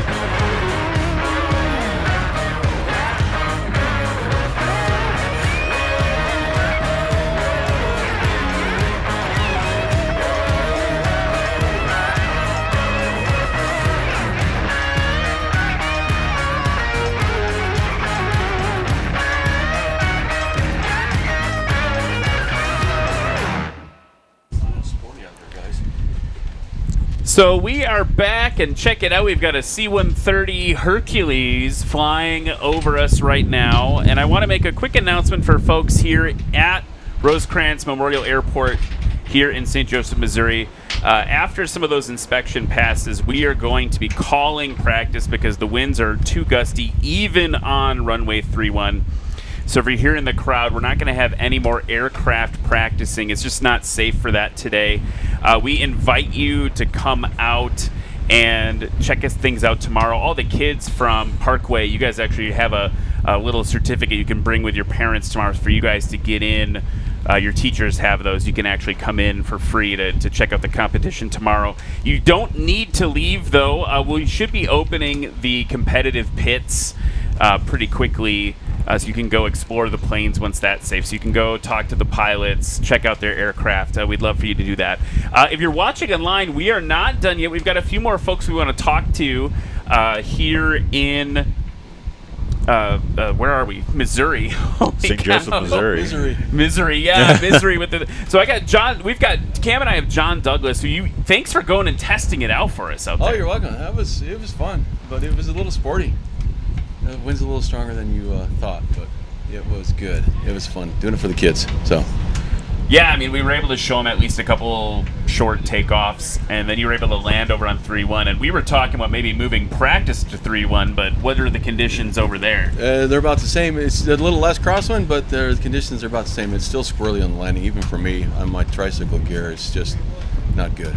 So yeah, if you go back and watch it, I was telling Cam, I'm like, well, at least he's got a little bit easier time than Tristan does. Did you guys put that landing on film? Yeah. Everyone watched it. Oh no. The whole world's watching. So, by the way, before we get started with the interview, I got to say happy birthday. Oh, thank you. Yeah. 25 years old today. I think something like that, yeah. Yeah. You'll have to check my driver's license. So.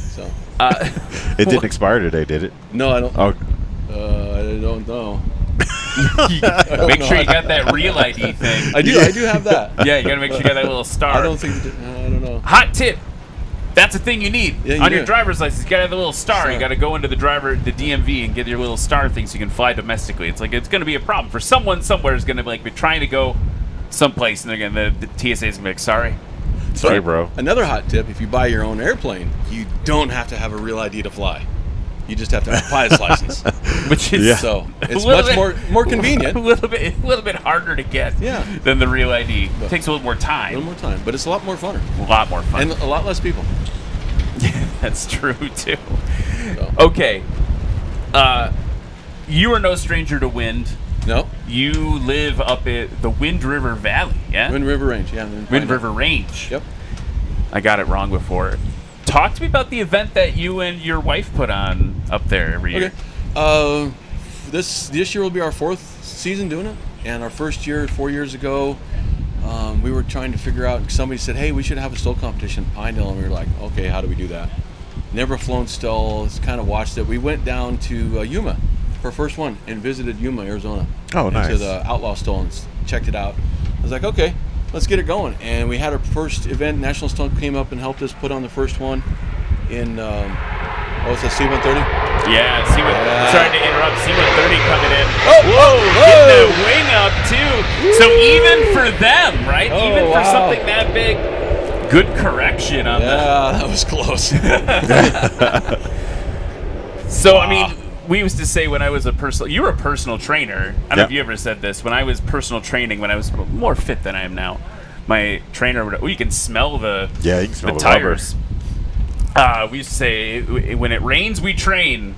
When it winds, we fly. They got to be ready for anything. But that was a good, exciting landing for the Hercules. Anyways, you got Rocky Mountain STOL.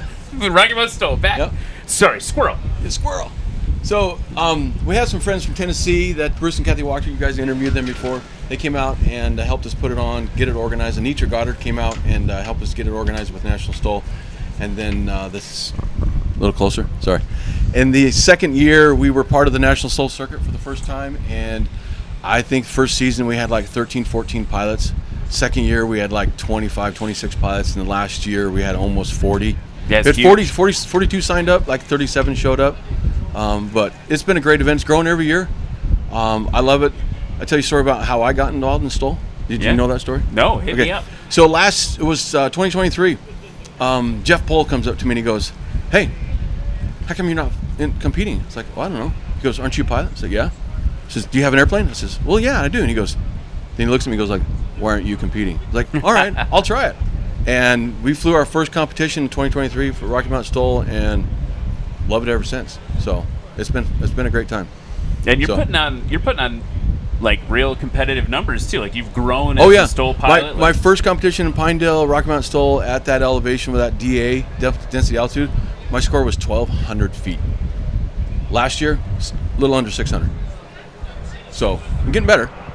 And I can tell you, if pilots are watching, one thing it's helped me to do, I used to be, they talk about a stabilized approach, right? A stabilized approach is not just being smooth. It's controlling your airspeed. And since doing STOL, I am a lot better at that. So it's made me a better pilot. So, I'll say I was in my 172 the other day, just doing landing practice, and one of the things I noticed is just by hanging out with all of you and having just a little bit of like learning by osmosis, you do. Right? Yep. I was like slower than I'm normally comfortable, but very stable. And I think it's just like seeing it over and over again, you start to understand that you can do it as well. And the C-130 is like coming back past us here.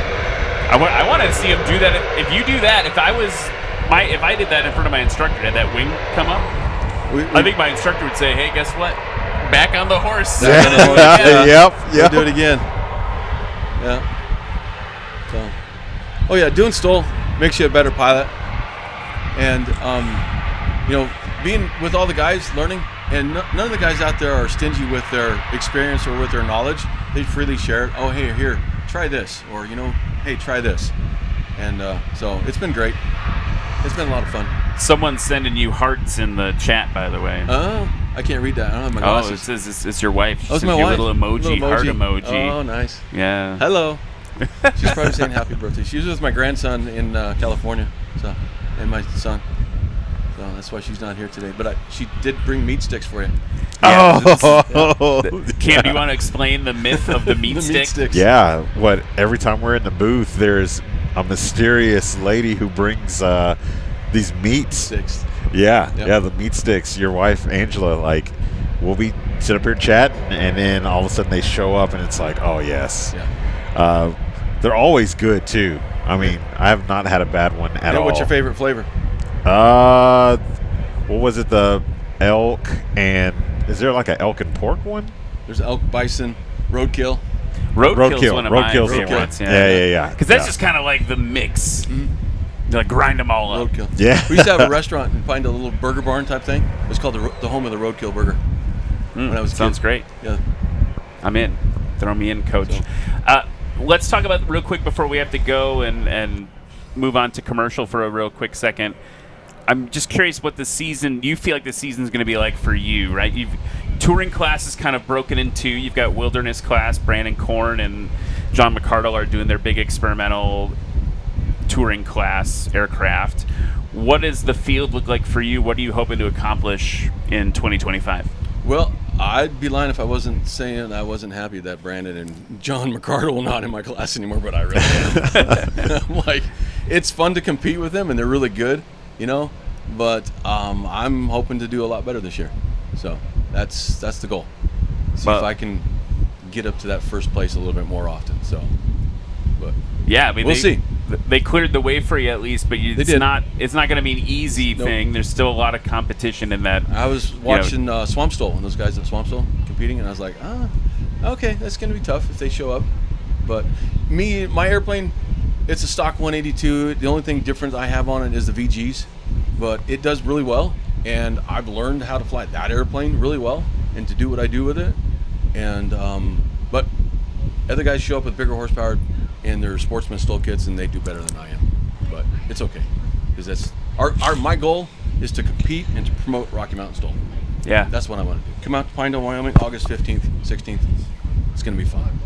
Yeah, it's going to be great. I'm thinking of bringing the whole family up this year. We'll see if I can convince the wife and kids, because it's one of the most beautiful. I mean, Cam and I we were driving back to the commercial airport nearby to go home, and we're like, this is like just stunning country here. I don't know of any other commercial airports where you can rent bear spray there.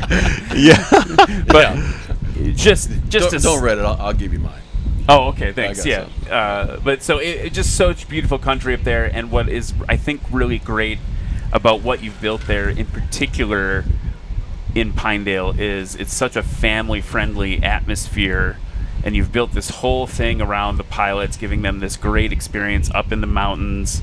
You know, we were talking about briefly, like, the wind event last year, and the community rallied around the pilots to make sure they were safe and the aircraft were tied down, and it's always been such an impressive thing. So for me, like, if I can only bring my family to one, they come to Sodbusters because we're just down the road.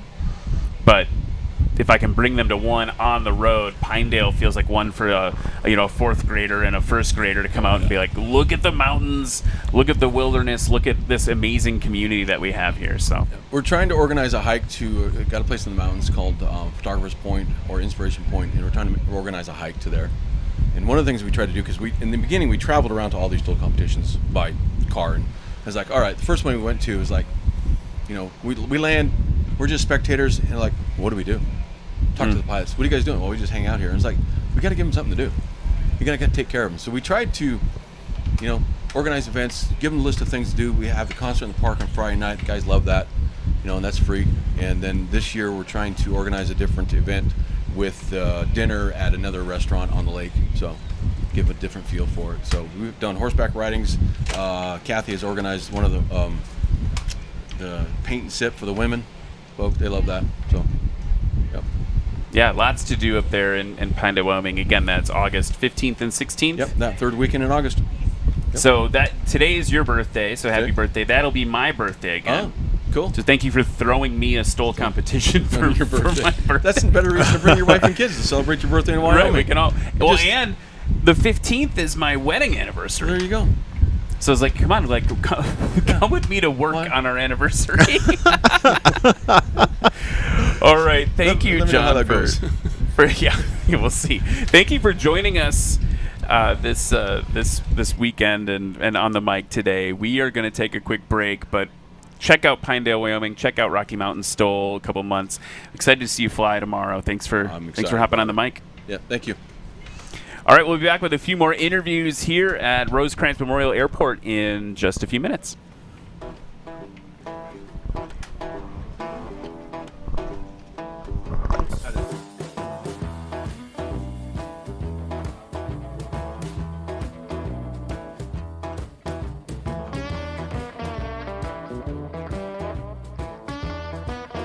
Special thanks to our annual sponsors: Legend Aircraft, Clemens Insurance, Behringer Aero, Sarasota Avionics, Lift Aviation USA, Flying Eyes Optics, Red Tag Art, Legendary Aviation Coffee Company, iFly EFB by Adventure Pilot, Tundra Tailwheel, Fly Orca.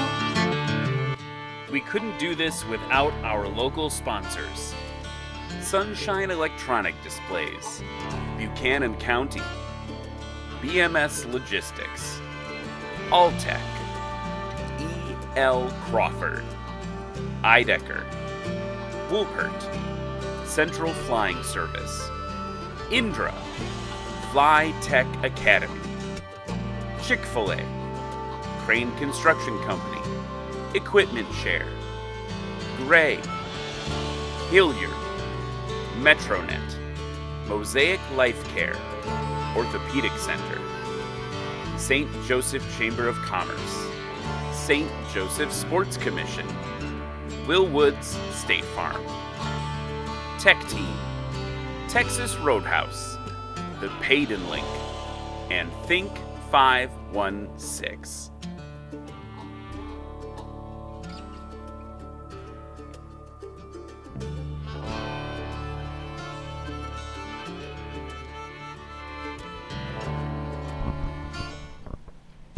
And we're back at Pony Express STOL practice that has been canceled, but we're going to continue with some awesome interviews with some awesome people. Yeah. Speaking of awesome people, we have our headline judge, Miss Lexi Duncan, in the house. What's up? How are you doing? Good, man. Try not to get blown away. Yeah, it's a little breezy out there. A little more than what I expected, and I live in the Midwest, so that Dude, really says a lot. I thought we were about to get blown over just now. Did you feel the trailer move? I was like, yeah. Oh, we're dying. There's definitely a straw man flying somewhere out here. Oh, man. Sorry, that was intense. I mean, we saw the Air Force dealing with it. That's a huge airplane. Yeah, Yeah. that was fun. Squirrely. Look, just a little squirrely. So, let's chat. Let's learn more about Miss Lexi. Okay. Like, were you an airport manager at once? I was in the great old town of Blacksburg, Virginia. I was pretty new in aviation when I started that, so I was part-time, $12.50 an hour. I had maybe 20 flight hours under my belt at that point, so you know, those guys took me in and taught me a lot, and I absolutely adore all of those men, love them to death. Wrapped up my private, got hired full-time, got a promotion here and there, and then I decided to make the crazy decision to move to Kansas after that to work for sponsored Clemens Insurance.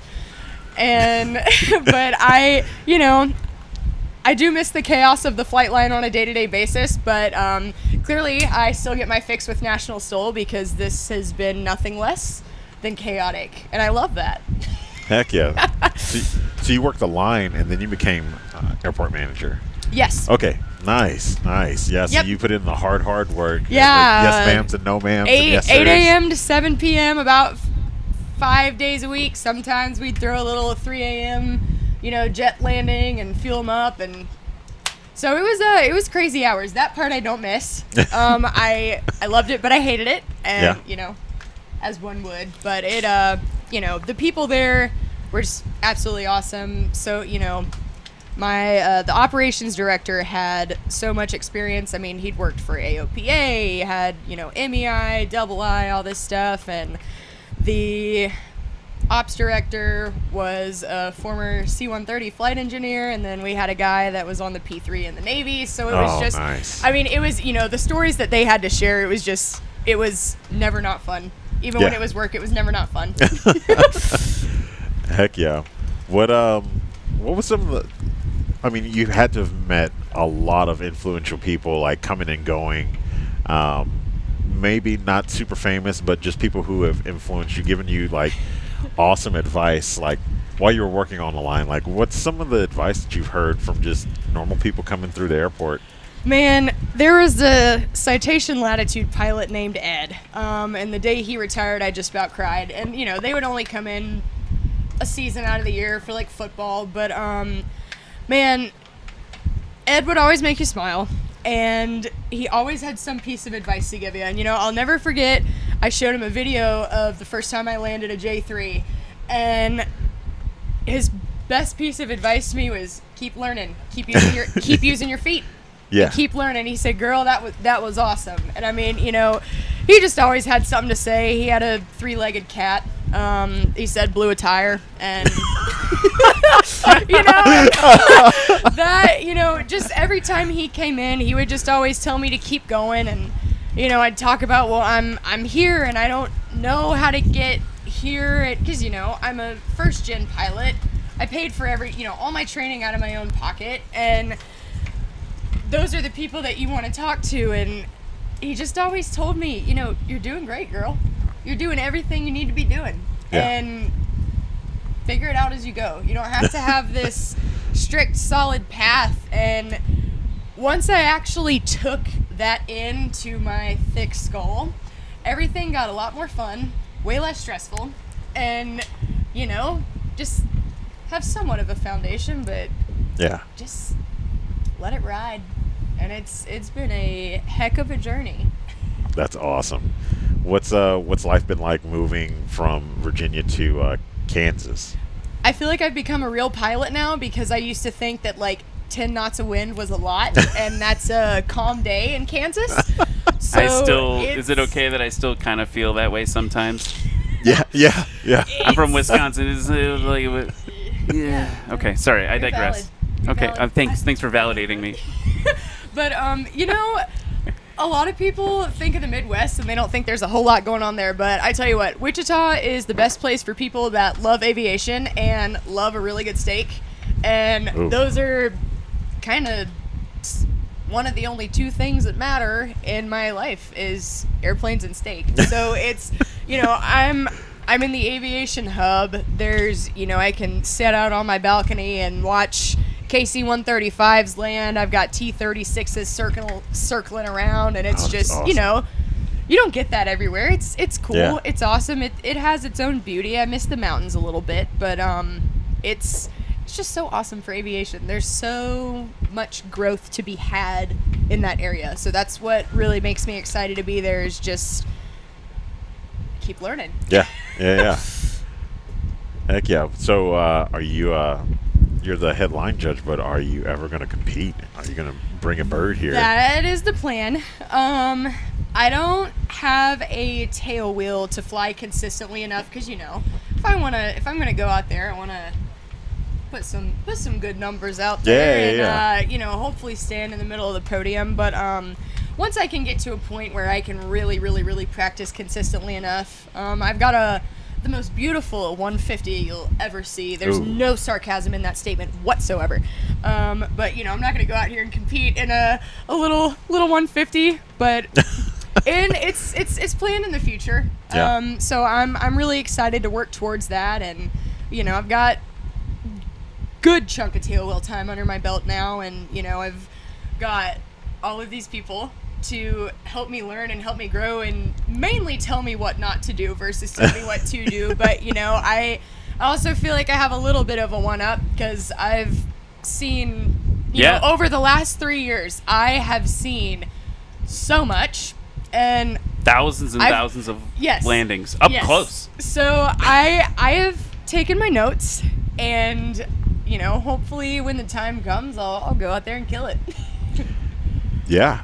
So when the time comes, are you going to encourage a whole bunch of other folks to come out and fly and compete? And that's always the goal, and that's not the main reason, but one of the big reasons that I just love being involved in National STOL is, it has a platform to show younger people, just get your foot in the door. Yeah. Because, like I said, first gen pilot, not a penny to my name when I started flying, and here I am, and I'm having an absolute blast. And I've met so many people, and I've learned so much, and I encourage everybody to come out and do this, because, I went from flying a DA-40 to a Super Cub and a Champ, and, I've got time and a bunch of other stuff now, but I'll tell you what, I really learned how to fly when I got in that Champ. Yeah.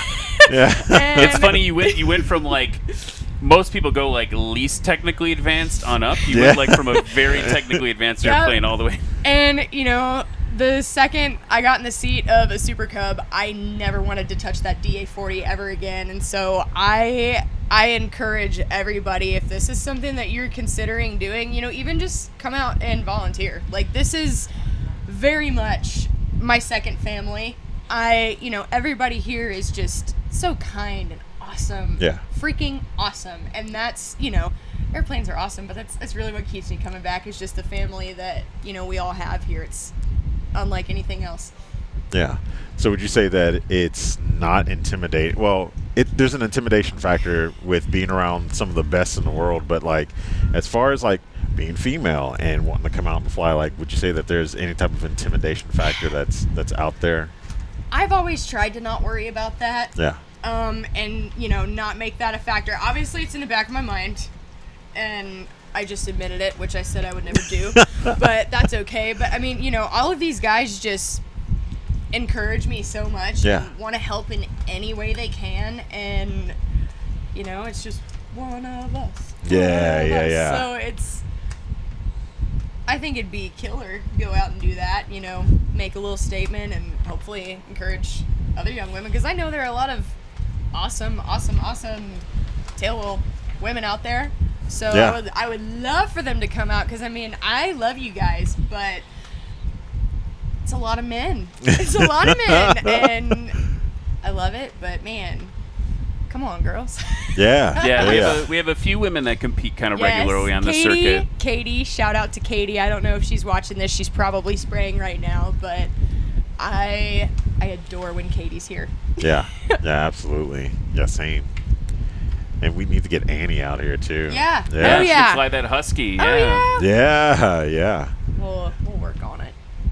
So, quick question I wanted to ask is you're the headline judge. We didn't get to really see it today during practice, but you're on that line. You see every landing up close.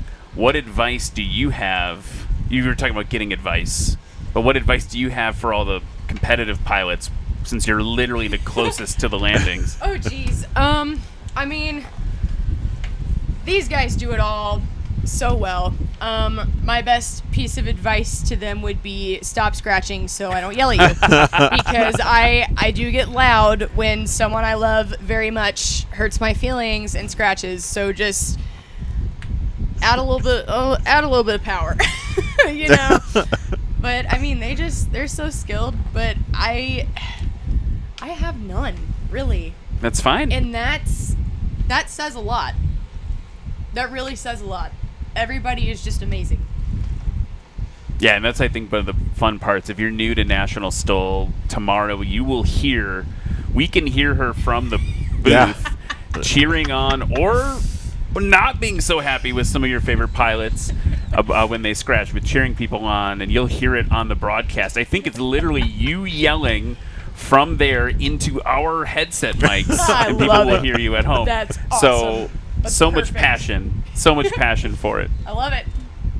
I apologize by the people are watching right now. The wind is strong enough that the little monitor that Cam and I have to monitor the scores normally, it keeps blowing into our faces. So I'm just like fighting it this whole time. I digress, but it's fine. Monitor duty. Yeah. So what else? Like what? How did you find National STOL?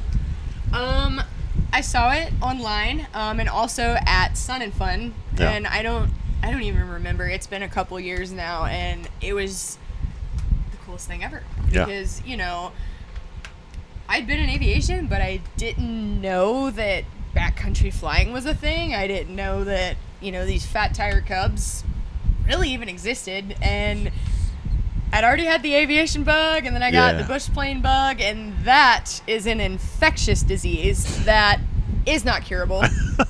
So, really, I think it was Sun and Fun of 2021, maybe. That's really when I got it, and then the following year, I think it was, I don't know what year it is now, but I volunteered at Swamp STOL, and I didn't even care if they wanted me to like pick up trash. You know, I just wanted to go. Yeah. And I'd gotten to know a few people, and they were like, "Well, you work a flight line, so why don't you go out on the line?" And I was like, "Wow, that's a lot better than picking up trash." Like that, yay! So, and that was 3 years ago, and here I sit, and it's just gotten better and better. Yeah. I love that story. That's I just kind of showed up. That's really all you got to do. Just show up and work. And that's, or don't. I think that's also part of the big thing, right? Is like getting out here, like you get access to this, because it takes this thing is gonna come right all into my face. You like the access you can get, not only to helping put something on, but to be having dinner with some of the legends of STOL. This is all like right at your fingertips if you're willing to like put in the work and help out a little bit. And now look, now you're an icon. You're an icon of STOL aviation. And I barely had a penny to spend to I drove from Virginia to Louisiana because I wanted to go, and I barely had the means to do it, but I wanted to do it, and I did. So just go, just show up. I promise you, there is nothing to regret about it. You will just fall in love. So, Lexi, we got to wrap things up, but any predictions for tomorrow before we head to commercial? Oh, God. Go Legend and go Jerry Clemens. I gotta give my boss a shout out. Go Jerry! He'll hear me yell at him probably over the sound of his prop. So yeah, very, for sure. Very good. So we will be right back with one more interview before we call it a day. If you're here at Rosecrans Memorial Airport, don't forget to check out all the airplanes are hanging out there for you to go talk and check out the race pits, and we hope you come join us tomorrow for competition. Winds look like they're going to be more favorable tomorrow. We're going to have the C-130s doing their training still. We're going to have all the vendors doing their thing. I saw there's like a place you can get like very, very clean water, and you can talk to the Missouri Air National Guard. We even talk about that. They were telling me today about how you could get up to a $50,000 sign-on bonus right now to enlist in the Air National Guard. Like, time has never been better if you want to serve your country with them. So lots to do and explore in addition to the STOL. But Lexi, thank you so much for taking the time to chat with us. Thank you for having me. It's been fun. Can't wait to see you on the line tomorrow. We'll be back right after this. You said that the most common position for the CEO Guardians over there on the right side? Yeah, it would be generally somewhere in this area. And, if you went into the panel, and obviously you can go into the panel, and with this particular one I showed you the panel, he's basically got a 275, his ELT is going to be here. You've got USB charging port and programming port, which will be tied into these, is going to be here. Then you've got Bose, these two audio jacks here, and this particular prop de-ice one is going to end up in this here. You can build something off of this flange, which you could put the CO Guardian here. You could mount it to the top or the bottom of the glove box, or if you're going to coming out for another run, basically they had to debrief that one, and I think there's 7-9 holes that actually go through the panel, and basically I would cut those. Hello everybody, I'm Jeff Abrams. I'm from Ocala, Florida. I fly a 1965 Piper Cherokee. We call it Piperzilla, the beast from the southeast.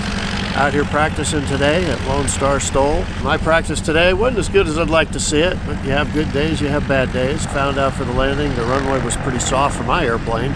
Got small tires and a tricycle gear, and I'm digging some pretty good trenches out there, I think. Some of the other people may not like that. But so far it's a good day, nice temperatures, good wind for getting us off the ground, and having a good time so far. Y'all come on out. So I'm flying a Rans S7. I've got the TK1 shocks up front, and I've got the Acme Stinger on the tail. I sent my plane off, I had a new cuff put on the wing, and I had the flap handle moved, so I'm loving those additions. Plane's flying, it's a lot of fun to fly. We're here in the paddock with Patrick and the yellow friend. It's got a name, huh? Little yellow friend. So talk to me about how practice went for you out there. It was good, yeah. It's a little bit windy, but it's not gusty, so plane wasn't falling out or anything. I think tomorrow, we're just hoping for good weather. I mean, that's the main thing, so that we can fly and keep it safe, but it's kind of nice. Today and tomorrow we're forecasted to have headwinds right down the runway. I just want to go out with, do the best I'm capable of, and not bend any metal. Is there anyone back at home, anyone you'd like to thank? Hey, hi to my wife, Kelly, my kids, Chase and Tanner at home. Have a great day. All right, we're getting packed up here. We're at the hangar. And the Scout packed up for the Lone Star STOL, and this is going to be a handful of things you're going to need. It's not much. These are some of the basic essentials you're going to need for a STOL competition, or if you're just coming to hang out and watch the STOL. We got, honestly, just a feed tub of random stuff, flashlights, extra tie downs.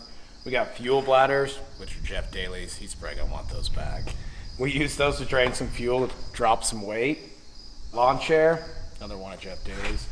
He's gonna want that back too, but yeah, and you got your bag, extra clothes, tie downs. You gotta have a sweet edition Cowie hat. It's just how I roll. A tent, Mexican blankets, and some pads. And that's really all you really need to do to go to one of these things. It's that simple. The Cowie Scott Sweet Edition hat was it's a company based out of south of Lincoln. My buddy started it. He was a bull rider, and I started wearing his stuff. And this hat in particular was one that no one wanted. It was they labeled it limited edition because they couldn't sell it. It's brown and white. And I started wearing it to every show, and it just kind of it just snowballed. Everybody started wanting one. So I gave my buddy a hard time. I said, "Man, you ought to call it the Sweet Edition." So one day he messages me and says, "Hey man, I made it into the Sweet Edition. I hope you don't mind. I put your last name on the side of it." And of course I didn't care. It's his company, and voila, we have the Sweet Edition Cowie hat. And that's how it all started. To get on Cowie and get yourself one of these Cowie Sweet Edition hats, it's gonna help you compete. It's gonna be the best thing you ever did.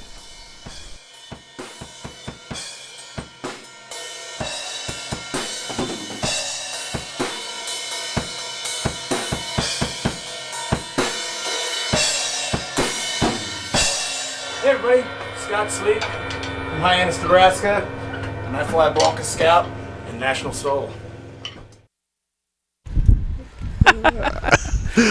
We are back here at Rosecrans Memorial Airport for Pony Express STOL. I'm Ryan Dabrowski, joined by Cam Walton, and also you look at the hat he's got. Jeff Abrams sitting here with us, the Piper Zilla. We're going to talk about that in a second, but check it out.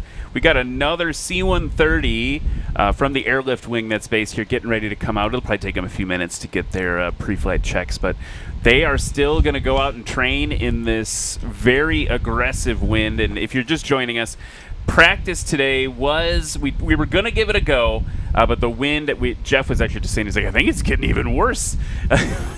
You also predicted that the trailer might fall over, but yes, I did. But they are going to keep training because they have to, right? In the Air Force, they're going to be ready for anything. We decided to call it for practice. We don't have a favorable runway that's safe to operate from. We had a couple inspection passes by some of our pilots, and they said, it's just really sporty. Let's save the show to tomorrow. So tomorrow we're going to be back for the true competition. And we hope to have a big crowd there. The wind is looking good so far. But anyway, I digress. That's the current state of affairs here at Pony Express STOL 2025. But again, Jeff Abrams, Piper Zilla, he's the guy. Yeah, the man himself.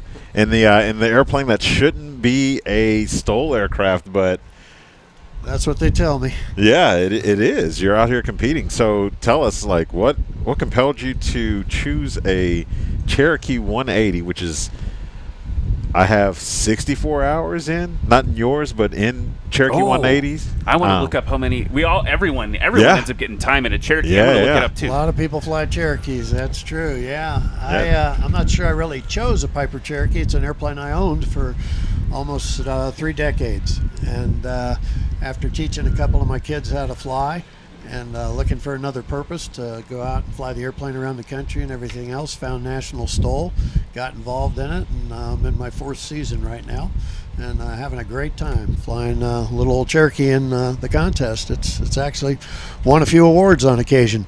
It works out good. Great airplane. Yeah. Where'd you get Piper Zilla from? Well, actually, I think I'm the name? Yeah. I don't know. At one point in time, people asked us in the National STOL to try to brand our product.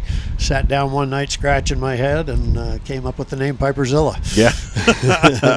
It's very fitting. I remember the first time I saw it, at the Central Florida Classic. Yeah, you flew it, and Timmy was in a Comanche, and it was like a low twin wing battle. low wing battle. That was a tough fight. Yeah, of the aircraft. So looks now, like I was going to interject and say we've got the C-130 taxiing out for takeoff now. You have a lot of time in giant, heavy airplanes. True. Yes. Do you want to maybe we can rate this takeoff together? You can give us the play-by-play as a person who's got, I don't know how many thousands of hours you have in. Yeah, in heavy aircraft, I don't know, 20-something thousand probably. Overall, I've got more than that because I fly a lot of light aircraft. Also, I can't quite see him from where I'm sitting. I may have check to move. out here. Okay, I can watch that. Is that on the runway there? Yeah. Okay, very good. Well, let's see what happens. That's a good I start. can't tell if he's on the taxiway from that angle or quite sure, but let's see what he does here. Is he powering up or just moving? Looked like he's slowly? just taxiing in position, but you might be giving us a max effort takeoff. So that would be interesting. That is actually a C-130J. It's a great airplane. I've actually always wanted to fly a C-130. Used to fly an airplane called the Convair 580. Yeah. It's about half of a C-130. It's got 2 engines instead of 4. Pretty much the same engines, 4,000 horsepower aside. Great airplane. Used to fly it all over the mountains of Colorado. I don't know if you're going to hear me good here with the noise coming by or what. Oh, yeah, we can hear you just fine. All right. Wonder if he's going to take off in the opposite direction, but the windsock out there doesn't really justify that. It's interesting because you can see the left wing is higher. Like it's definitely receiving some crosswind there. Yeah, look at that. I don't know what he's doing now, taxiing back into the ramp or towards the ramp. Yeah. I said, nah, we're going to take off in a different direction, or I don't know what he's doing. Also could just be practicing some taxi. High wind taxiing or something like that. Yeah. I don't know. We'll have to So wait yeah, and see. You can see that's a C-130J. You can tell by the root of the tail, that little black mark is the de-icing Trailer's getting a little bit light. Yeah, wow, this is exciting. Yeah. I mean, the gust is coming, the and wind it's is getting worse as the day goes on. Almost looked like a dust devil out there on the other side of the airport there. Saw a porta potty. Somebody was telling me move about 20 feet on the ground. I don't think anybody was in it. Yeah. It's pretty wild out here. Well, sorry for the false alarm with the C-130. So resume interview, gentlemen. Let's get back. Right. So I think we were talking about Piperzilla, right? We're talking about that's the airplane you were in because that's what you had. Run what you brung. Right. But you have podiumed a bunch of times over the course of the years in it. And I think you were. Did I cut you off right when we were talking about how Piperzilla got its name? No, I think I said something that just kind of came up with it one night when I was daydreaming, night dreaming, whatever. Came up with the name. It's been a great airplane. It's one of the lowest horsepower airplanes out here on the circuit. Only got a 4-cylinder engine, and it flies in a class that most of the airplanes have bigger 6-cylinder engines with 50 to 100% more horsepower in some cases. Makes it a little bit difficult to compete, but just keep the airplane light, fly it hard, and just do my best. Have a lot of fun. Enjoy being at these contests.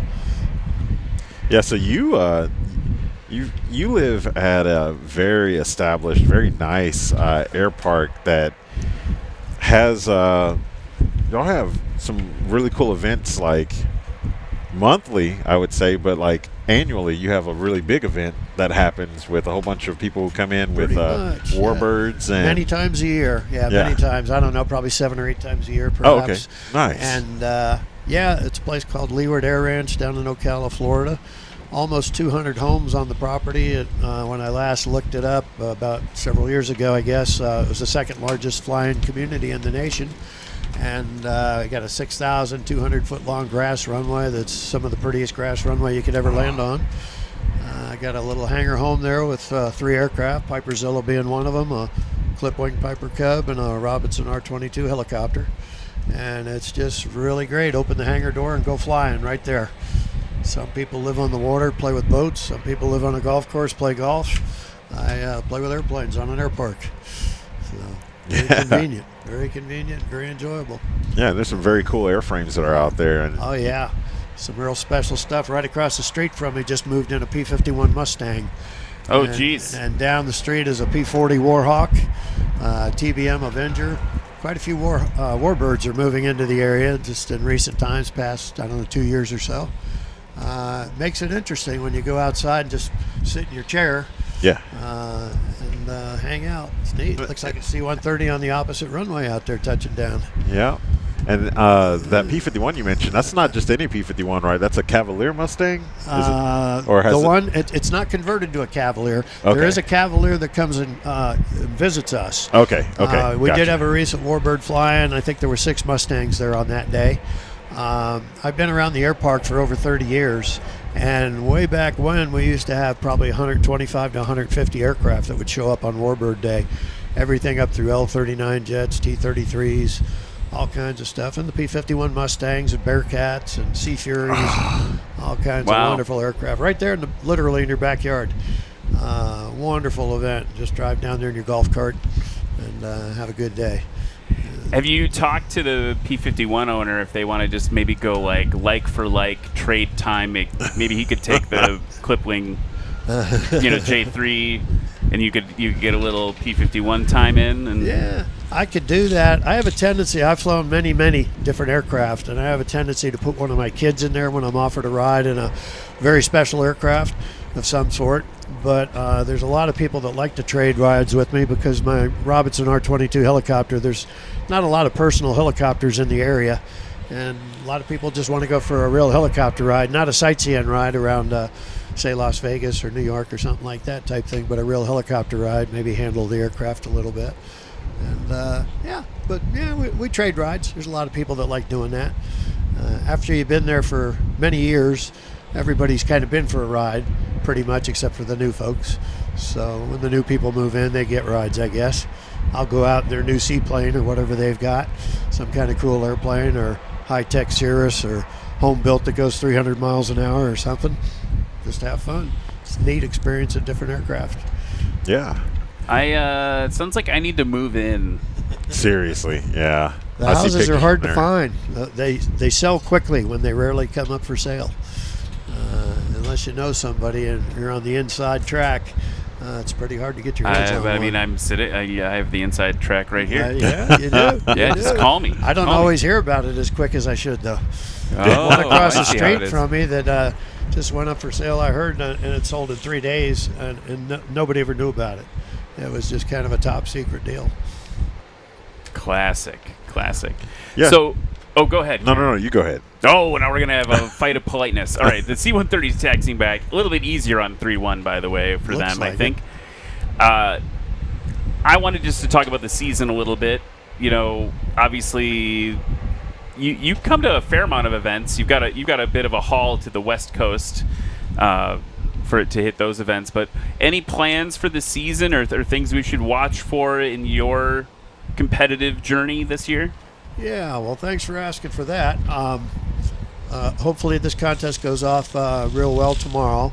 And then after this one, I may be taking 2 or 3 months off with a couple. I got some family coming to town and some major air shows around the country that I plan on being at, that type of thing. And I'll probably come out of hibernation around August towards the end. There's a contest up in Pennsylvania, I'm sure you know. And then after that, the reschedule of the one over in Virginia Beach. And I'd like to do that, perhaps the last 4 or 5 contests of the year. I'd like to try to get to all of those. They're a little bit closer to home.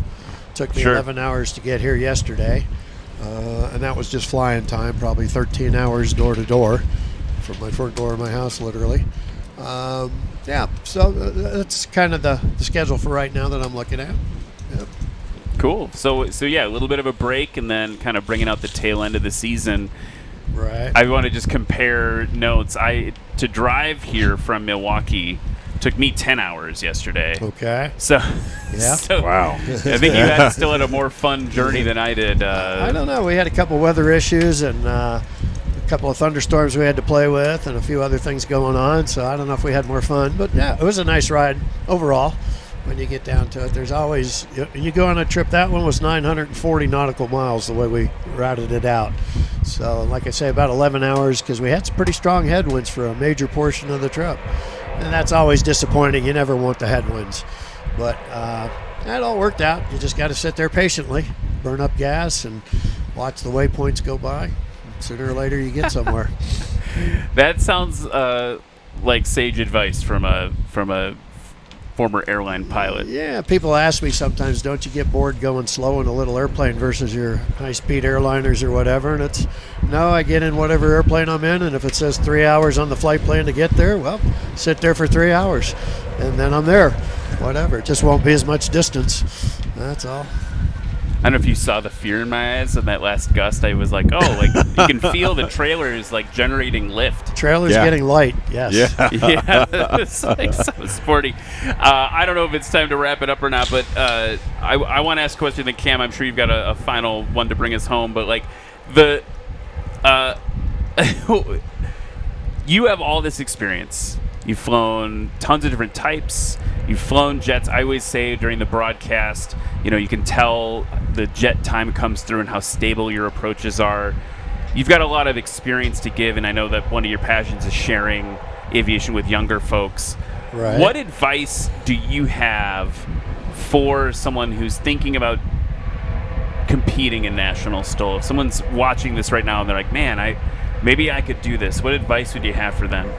Okay, well, let me start with you want to be a pretty well experienced, I don't mean that in the way of hours type thing, but you want to be a good pilot. As long as you have good, reasonable skills, and as far as people being taught the reasonable skills, you need to find a good quality flight instructor, in my opinion, someone that's going to train you to a high standard. There's a lot of people I see nowadays that go to these training academies and other places for a lot of money, and they get out of there with licenses. But in many ways, when I fly with some, I do a lot of career coaching and mentoring, and I fly with a lot of people that do have the licenses, and I can see where they could get through a check ride, but their actual flying abilities are somewhat below standard, I think. And to fly a National STOL or any similar kind of project, you just want to be a fairly good pilot. There's pilots out here that only have a couple hundred hours, and I see some of these guys that fly top notch. They're very top notch. So they had good training. That's all there is to it, just the good training. So just put in the time, put in the reps, get the good training, and run what you brung, even if it's a Cherokee called Piperzilla. Yeah, absolutely. Yeah, sometimes I beat people that have way better airplanes and everything else. Most of the time it's because they're just not having their best day, and I might be flying a little bit more consistently, and that's all there is. Yeah, that's awesome. One last question. So you do have all this awesome experience and flying some classic, like some amazing airframes. You mentioned, did you say the Convair 580?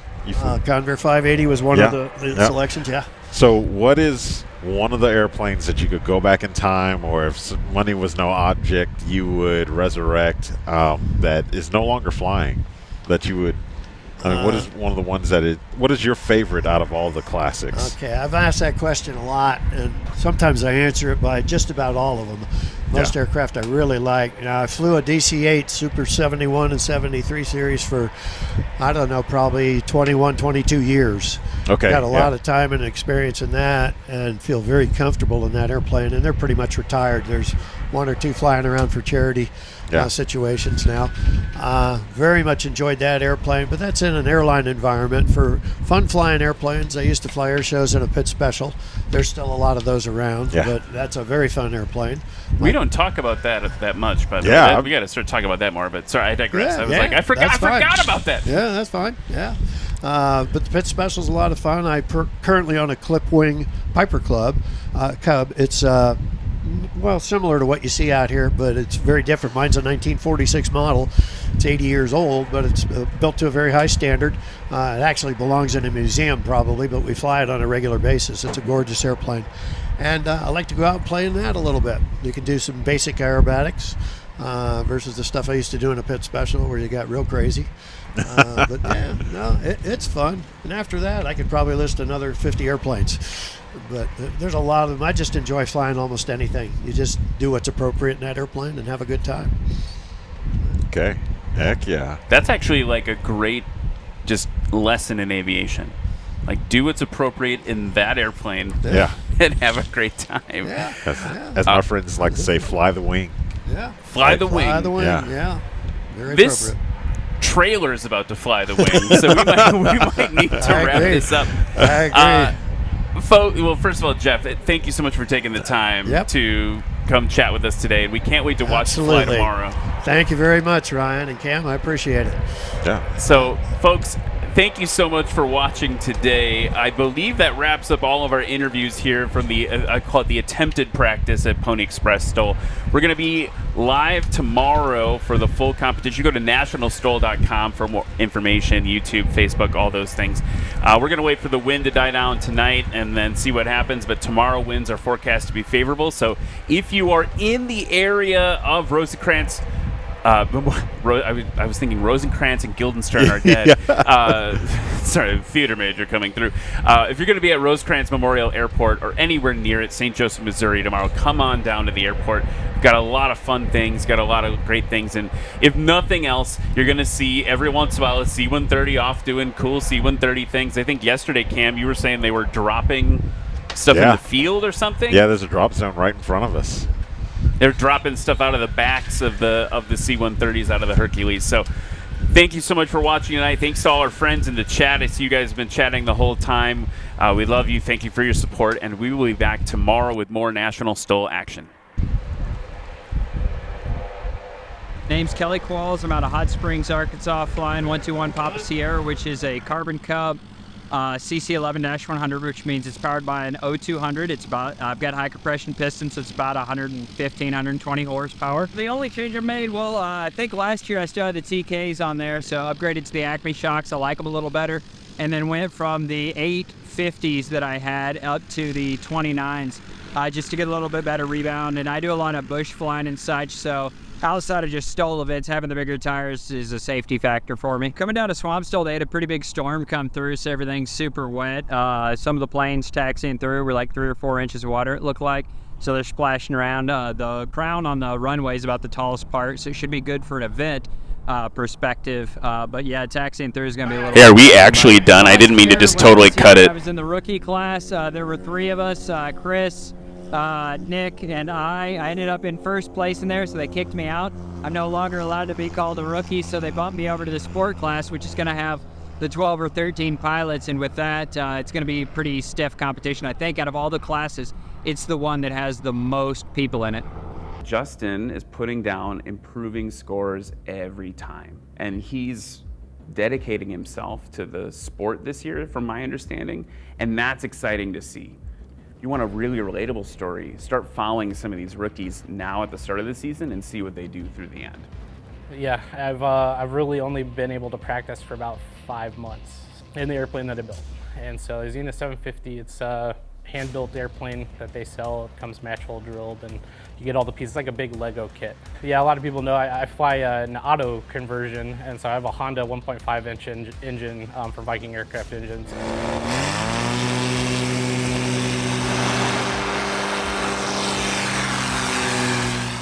It's different, you know, I don't run on avgas, I run on regular unleaded, and has a gearbox, all that stuff, and so it's been fun, and so I've been learning it. It's a little bit of a learning curve, but it's been awesome. Aviation gives you a family. When you come into this world, you have a family, right? For me, aviation has kind of been my pickup family. You know, I don't have a lot of family still out there, and so the first event that I came to, they took me in, started talking to me like I'd known them for years. And what I've noticed is that's just how aviation is in general. Everyone struggled somewhere in their life to get into aviation. You didn't have enough money, you didn't have the training. And so I want people to know that, man, I did it. You can do it. I don't care about first place, third place. I want that most improved. I know it sounds silly, but for me that means, man, we've got something that I'm gonna wear around with pride and just say, look, man, I was there. I know you're scared to maybe get out here and compete, get there, because you never know where you're gonna be. My name is Justin Tisdale. I'm flying a Xena 750, flying in the Sport class.